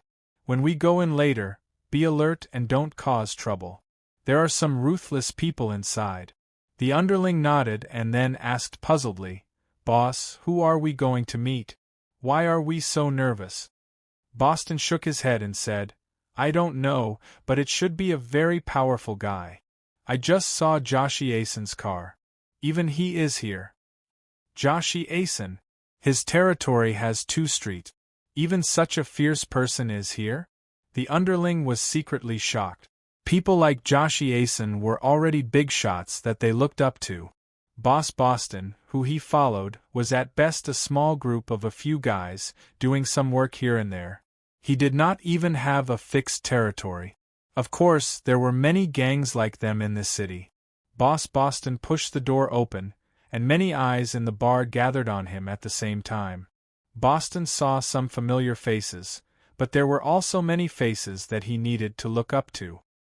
He quickly walked in with his men and walked towards a corner of the tavern. A man with a scar on his forehead was sitting there, and behind him stood 2 strong guys, the only guys that Boston had a relationship with. Boson also came here because he received the invitation from this guy. Has it started, Boss Lancy? Boston sat down and asked quickly. Why are you here? Lancy frowned. Boston shrugged and was about to speak when Lancy suddenly made a gesture to be silent. Shoo, the main character is here. Boston quickly looked in the direction Lancy was looking at. A woman wearing sunglasses, with her blonde hair tied up and wearing a black western dress, came out of the bar's inner hall. Behind the woman were 4 tall and strong men. The woman looked around and said, I'm sorry, I just participated in a rather important banquet. I've kept everyone waiting. The woman had just finished speaking when a bald man with a cigar in his mouth raised his hand and said, Who are you? Why did you call us here? The woman said indifferently, Are you satisfied with the $500,000 that came with the invitation? The bald man sneered, If it weren't for the money, I wouldn't have come here, and I wouldn't have had the patience to wait for you here for so long. However, if you don't make your purpose clear, I'm sorry, but I won't take out the $500,000. That was a greeting gift for all of you. Of course, I'm happy that you accepted it. The woman smiled faintly, and then suddenly clapped her hands. Everyone suddenly became nervous, and the men behind the bosses quickly took out their guns. Don't be nervous, I'm just showing you something. The woman waved her hand. One of the men behind her carried a black box to the front of the crowd. He put the box in front of the counter and opened it. I hope you can become my partners and sell these things well. The woman in sunglasses stood with her hands behind her back and looked at the crowd again. What's this? A slightly plump middle-aged man stood up, walked to the counter, and picked up the bags of coarse salt-like things in the box. He suddenly frowned. This is bath salts? It's a newly developed product. The blonde woman in sunglasses clapped her hands again. 2 of the men she brought quickly walked back inside, and then walked in with a dispirited guy. This dispirited guy was obviously a guy with a heavy drug addiction. At this time, his expression was sluggish. After the 2 strong men threw him to the ground, this guy was still smiling foolishly. The blonde woman gave another order, and one of the men picked up the goods in the black box, took out a little, and fed it to the addict. Chapter 8:24. In the small lounge in the basement, several men were hugging the drug addict who was fed the new drug at the same time. This guy's body was still thin, but under the entanglement of several big men, he burst out with strength that didn't belong to them. His condition seemed to be very good, and even his reaction became abnormally fast. All the bosses were amazed. This wrestling had lasted for more than 10 minutes. In the end, the drug addict suddenly lost all his strength and fell to the ground. He seemed to have fallen asleep. This guy is simply a beast. A burly man returned to his boss's side and touched his shoulder with his hand, or there was a bite wound on his shoulder. The blonde woman in sunglasses stood up at this time. Everyone, how do you feel about its effect? The bald man with a cigar frowned and said in a deep voice, "What's the situation with this guy now?" He pointed to the drug addict who fell to the ground and asked. The blonde woman in sunglasses said indifferently, "His consciousness still exists, but he has fallen into a delusion. Because of the effect of the drug, his mental activity index has far exceeded the nervous reflexes, so his brain can only shut down the command of all the functions of his body, and his own consciousness has fallen into a frenzy of excitement. Perhaps he is experiencing true bliss." "This is what you said. Why should I believe it?" The blonde woman in sunglasses said indifferently, "The goods here, I will give you some test products. Whether the effect is good or not, you can go back and find someone to test it. Of course, you can also directly choose to cooperate with me now and become our collaborator. Time is money, and money is king." The scene was silent, and no one wanted to be the first person to stand up. Suddenly, a doubtful voice came from the corner. "In the past 2 days, a kind of zombie bath salt appeared in Sao Paulo. It shouldn't be this kind of thing, right? After that thing is eaten, it will make people crazy and bite people. It is said that several people have taken it and eventually died." The blonde woman in sunglasses smiled and said, "I want to ask, among the many drugs on the market now, which one is not dangerous in the case of overdose?" This was the truth. There had never been a drug that didn't bear a lot of blood debt. "Sorry, I'm just running a casino. I'm not interested in this kind of thing." A woman in her 30s suddenly stood up. "I'm not interested in such a deal. Here's the 500,000 you sent. I'll return it to you." She asked her subordinates to take out stacks of cash and put them on the table. Then, she left with her people. The blonde woman in sunglasses seemed unmoved. The woman who put down the money led her 3 subordinates out of the door. However, not long after, a few screams suddenly came from outside. Everyone's expression changed slightly. Someone hurriedly pushed the door open to take a look. The woman and her subordinates had already fallen outside dead. This instantly infuriated the dangerous people present. They pulled out their guns one after another, and the atmosphere in the narrow bar suddenly became tense. "Miss, aren't you being too overbearing? Or do you really think that we would be afraid of you just because of the few of you?" The blonde woman in sunglasses suddenly sat down and crossed her legs. Her subordinates poured her a glass of sake. She smiled and said, "I just gave you time to consider, but I didn't give you the right to refuse. In addition, perhaps your bullets are enough to kill me, but unfortunately, I'm just an agent. After I die, many people like me will appear. But on the contrary, you may not necessarily be the same. Are you threatening us?" Another sneer sounded. "I grew up being scared." Bang! Just as he finished this sentence, he suddenly fell to the ground.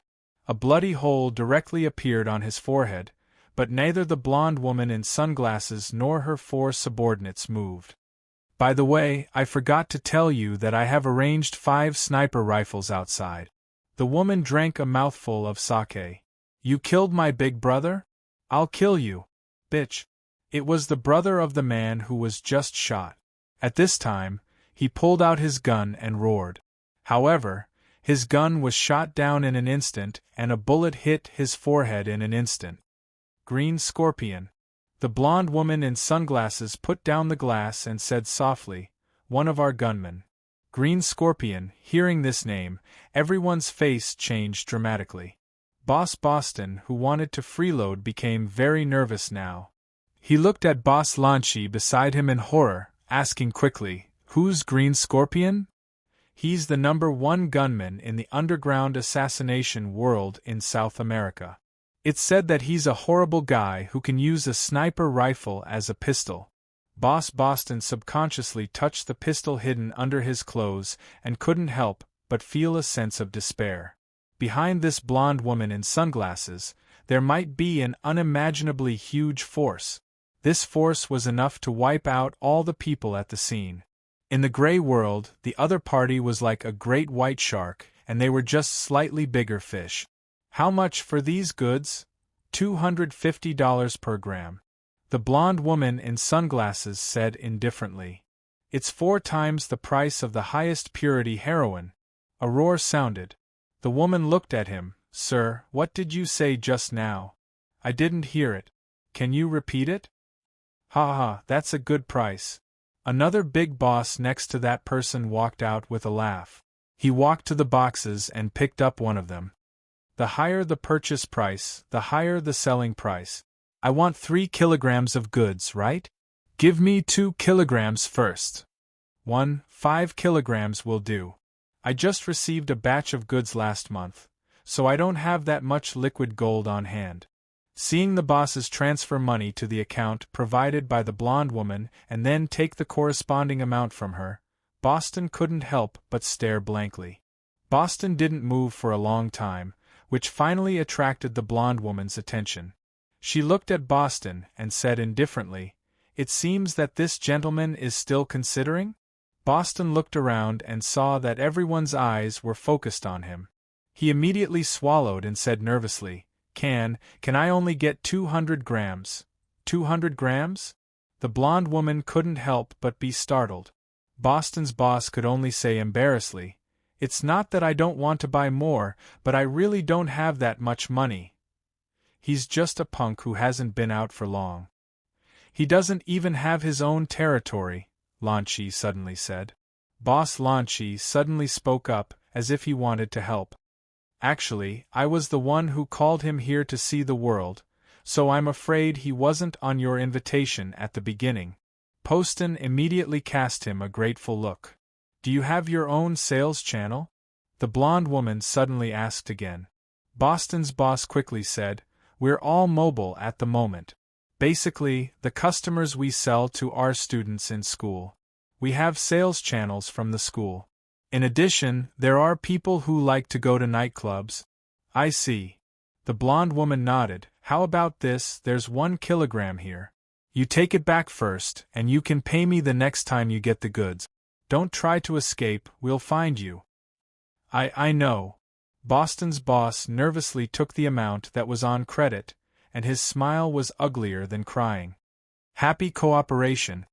The blonde woman raised her glass to everyone. After 12 o'clock, only the blonde woman and several of her men were left in the small bar. "Get rid of this guy." She waved her hand at this time and asked them to take away the drug addict who was used as an experiment, and she stayed here alone.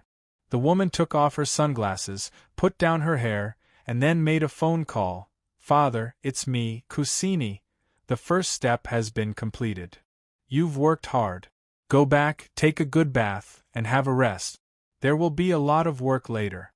In a high-end apartment far away from this small bar, Saint Fran walked naked to the floor-to-ceiling window and threw the phone that he had just turned off on the big bed.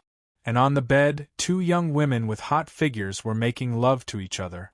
Suddenly, the 2 women on the bed climbed down at the same time, like domesticated cats, came to Saint Fran's feet and began to rub his body with their bodies. They were constantly looking for something, and seemed to be in a strange state. Saint Fran laughed at this time, walked 2 steps, and took out a bottle from the table. There was some white powder in the bottle. He sprinkled the powder on the ground, and the 2 young women instantly threw themselves on the ground and began to lick it. Saint Fran looked indifferently at the 2 women who were completely zombified, and then looked at the bottle in his hand. He didn't remember how he got the formula to make this thing. In fact, he didn't need to remember it. He didn't need to remember the angry expression of the former leader of the Imperial Capital Command after he knew that he betrayed him. Anyway, in the end, he still died under the betrayal of his own son, Roger, and became the shield for his successful escape. He didn't need to remember how crazy he was when he took the formula from him, because this formula now belonged to him. He didn't need to remember the years of prison life, because it made him fade out of the sight of many people, and also gave him plenty of time to plan something. Although it came out earlier than expected, but Saint Fran narrowed his eyes. Life is interesting when there are some unknown things. Suddenly, Saint Fran raised the bottle in his hand and pointed it at the moon under the night sky. It's so beautiful. In the end, who made you? I spent several years in prison trying to change this formula, but I didn't succeed. Instead, I made several byproducts. In the dark alley, Caroline walked quickly with her head down. There shouldn't be any police officers coming to find her. She squatted at the back door of a restaurant. She was so tired that she had to choose a place to rest. Suddenly, there seemed to be the sound of footsteps. Caroline quickly hid and found that it was the restaurant staff who were cleaning up the garbage. Caroline hadn't eaten for a whole day. She suddenly had an idea. She sneaked into the restaurant from the back door while the restaurant staff weren't paying attention. The restaurant had already ushered in the final stage of closing. The people left behind began to lock the door after turning off the lights. Soon after, Caroline turned on the lights of the restaurant in the dark. There were still a lot of leftovers in the kitchen, some leftover soup base in the pot, and bread. Caroline was so hungry that she quickly stuffed the bread into her mouth, then turned on the gas stove, thinking to heat up the cold soup base. She gobbled it up. She sat alone in the kitchen, nervously looking around.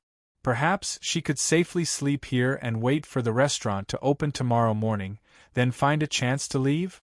As Caroline thought about it, she was so sleepy that her eyelids drooped uncontrollably. So, she leaned against the cupboard and fell asleep. She seemed to have another dream. In the dream, she saw a lot of things. A man was pinching her neck with his hand. Caroline wanted to see the other party's face clearly, but under the light, she couldn't see the other party's real appearance.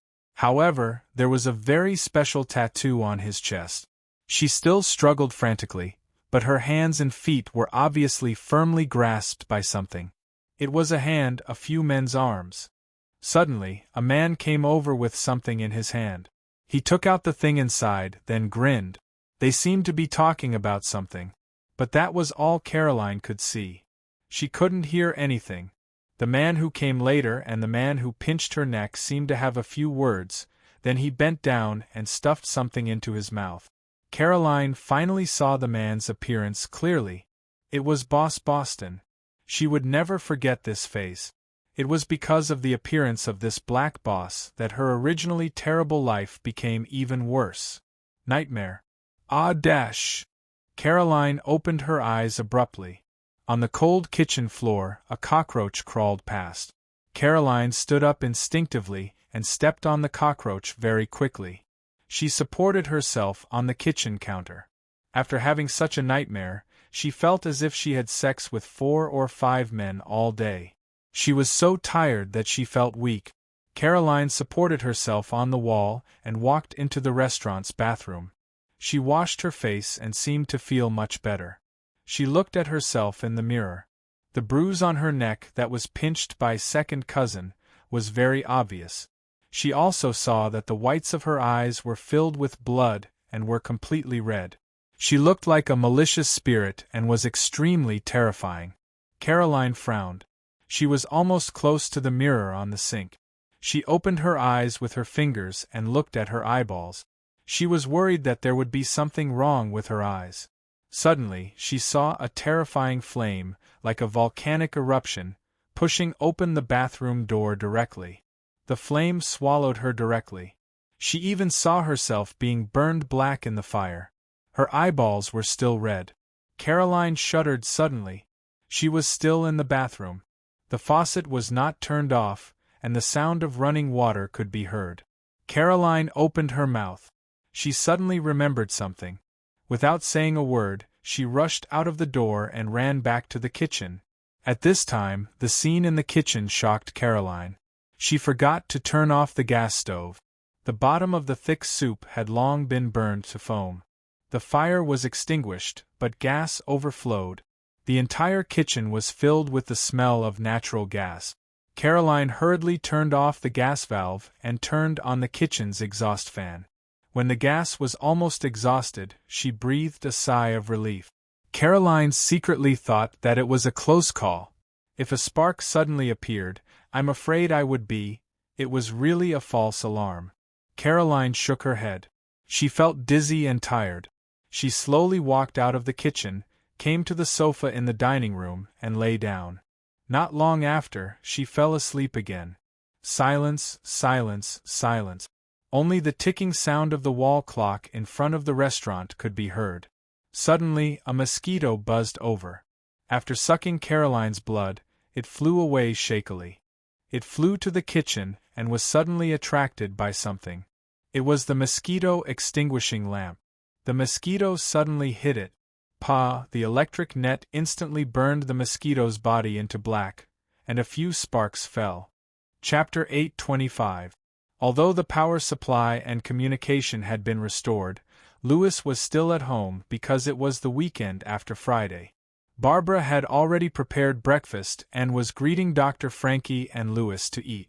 She poured a glass of milk for both of them and asked, "Doctor, are you feeling better?" Dr. Frankie rubbed his waist, then smiled and said, "It's nothing, it's just a bump." Barbara patted her chest and said, "That's good to hear. I saw on the news that there was a gunfight at the memorial ceremony last night and several people were unlucky enough to be shot. Although it was not life-threatening, it was still an unexpected disaster. Doctor, you're really lucky."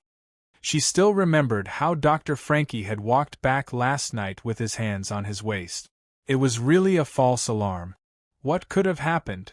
Dr. Frankie opened the newspaper and said, "It was just a bump by a fugitive. You're the one who was too nervous." Barbara shook her head. Then, she remembered something. "By the way, Doctor, I received a call from Mr. Orphy half an hour ago. He told me that he's on his way home. He said that he has something to discuss with you. He hopes that you can wait for him." Dr. Frankie frowned and looked down at Louis, who was eating silently with his head down. He said with dissatisfaction, "What? He didn't come back last night?" "Mr. Orphy said that there was something important." Dr. Frankie snorted and did not say anything else. Not long after, Mr. Orphy returned home. He asked Barbara to take Louis to the yard outside to play and then called Dr. Frankie to the study. Mr. Orphy did not say anything and just paced back and forth in the study impatiently. However, his eyes never left Dr. Frankie. It was like a parent looking at a child who made a mistake and was so angry that he could not say anything.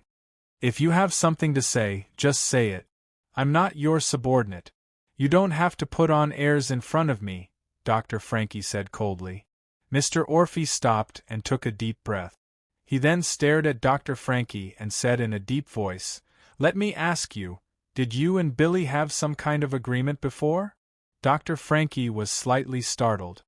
He then tilted his head and said indifferently, "I don't know what you're talking about." "Leiden Corporation. Secret technical support." Mr. Orphy lowered his voice. Dr. Frankie opened his mouth but remained silent. He and Orphy looked at each other. After a long time, the doctor sighed and said, "Since you already know, why are you still asking me?" "Because I don't believe you. That's why I want to hear it from you personally." Mr. A.O. Fay said angrily, "I don't believe that my father would do such a thing. I don't believe that my father would become so irrational. Have you gone senile? Don't you know who's behind Leiden Corporation? You and Billy actually went to Leiden Corporation to trade this kind of technology privately?" Dr. Frankie shook his head and said, "I only know that if this deal is successful, we will have the ability to successfully launch our first satellite in 1 or 2 years. For this, any sacrifice is worth it. Mr. Offey tried to calm himself down. Do you know who our men have caught in the past 2 days? What does that have to do with me? The professor shook his head. I'm just a scientist. I don't care about politics. It's the FBI from the United States. Mr. Orphy stared at Dr. Frankie and said slowly, Yes, you can ignore politics. But do you know that Leighton Corporation, the company you want to trade with, has long been targeted by the government there? Once the agreement is reached and the evidence is confirmed, Leighton Corporation will be accused of selling the country's technology. And we will be your accomplices. We will give that gangster-like country a very good excuse to blackmail us. This. Dr. Frankie stood up abruptly. Not being involved in politics did not mean that he could not analyze the pros and cons. He just never thought about it. This is impossible. Those agents are in my territory right now. Do you want me to send you to them? Mr. Orphy roared at his old father. You're my father. You're setting me up. Are you trying to get me killed? Are you trying to break this broken family into pieces again? Are you trying to destroy the life I've worked so hard to pick up again? You stubborn old man. Orphy, Dr. Frankie's lips trembled. Mr. Orphy wiped his face with both hands and took a few deep breaths. I'm sorry, I spoke too harshly. I'll put this matter aside for now. But during this time, no, from now on, don't have any contact with Billy. I don't want the current Mr. President to label me as an accomplice of Billy's people. Dr. Frankie was silent. Mr. Orphy turned around and said, I've already sent a letter of resignation to the Research Institute on your behalf. The reason is that you're not feeling well and can't do your current job. But you won't have nothing to do. The National University will hire you as an honorary dean. If you're too free, you can go teach the young people. You're interfering with my personal life. Orphy, you can't do this. Dr. Frankie rushed forward and grabbed his son's arm. I don't want to, I really don't want to, Mr. Orphy said slowly. I don't want Louis to see me send you to a nursing home. Orphy. Dr. Frankie let go of his hand weakly. He pushed open the door to the study and walked out in a daze. Barbara was playing football with Louis in the yard, but Louis didn't seem to be very happy. Barbara could only walk up to the child and squat down. Louis, don't you like playing football? Didn't you say your idol is Maradona? Louis shook his head and looked up at the study. Barbara, are father and grandfather quarreling? How can that be? They just have something serious to talk about. Barbara comforted him. Maybe they'll come down soon. I might have to go prepare lunch. I'll make you something you like, okay? Okay. Louis nodded and walked back into the house with Barbara's hand. He suddenly said, Barbara, is my mother a very powerful person? Barbara was startled. Why do you mention her? Louis said, Yesterday, Grandfather took me to the Science and Technology Museum. I saw a huge satellite. It's so cool. And the creator has my mother's name on it. And Grandfather's name. Of course, because your mother is your grandfather's student. She's the disciple he's most proud of. Barbara smiled. Why didn't Father and Grandfather tell me about this? Louis was puzzled. Louis. Barbara squatted down and held the child's face. She said softly, Do you trust me? Louis nodded. Barbara said seriously, Then listen to me and trust me. Whether it's your father or your grandfather, they must have a very important reason for not telling you. Louis, aren't you a good boy? You should know not to make them sad, right? Louis nodded, though he did not fully understand. Colombia, Cartagena, a beautiful ancient bay city. It was already noon when the flight quietly landed in this city, known as the most beautiful bay city in South America. Oni, who was the first to exit the cabin, stretched his body and revealed a smile to the flight attendant in front of the door. Just as he was about to take a phone number, Luvia walked over, grabbed his ear, and pulled him away. Luocio followed behind and looked at Song Hauran. Is your friend always like this? Because they were in the first-class cabin, the four of them were the first to leave. The airport passageway was very empty and quiet at this time. It's probably the feeling of being enemies, Song Hauran described it. He looked at Oni, who was tugging and pulling Luvia in front of him, and said with a smile, "When I first met Oni, he was still working as a parking attendant in a hotel. Later, I found out that he would secretly drive the guests' cars out and pretend to be rich." "Did he secretly drive your car?" Luocio asked curiously. "No." Song Hauran shrugged and said, "I don't drive luxury cars, so he didn't take a fancy to mine." Luocio nodded. "What about Luvia? How did she follow you?" Song Hauran smacked his lips and seemed to be lost in his memories. He suddenly said, "Luvia actually means rain. I met her on a rainy day. At that time, she told me that she didn't have a name, so I gave her the name Luvia. That's it." "That's it?" Luocio was slightly stunned. Song Hauran shrugged and smiled. "That's it." Boss Luo smiled and skipped the topic. "What's the next itinerary?" Song Hauran walked in front and said, "We don't need to go anywhere. This is our temporary destination. Dad has already arrived. I will take you to see him now." Song Hauran, who was standing in front of the passageway, suddenly turned around and smiled. "Oh, I forgot to tell you. You can do whatever you want here. Because this is our Song family's territory." He looked at Luocio and said softly, "Us. Yen yen yen yen PS1. Update for the owner of Rippling Heart 1/2.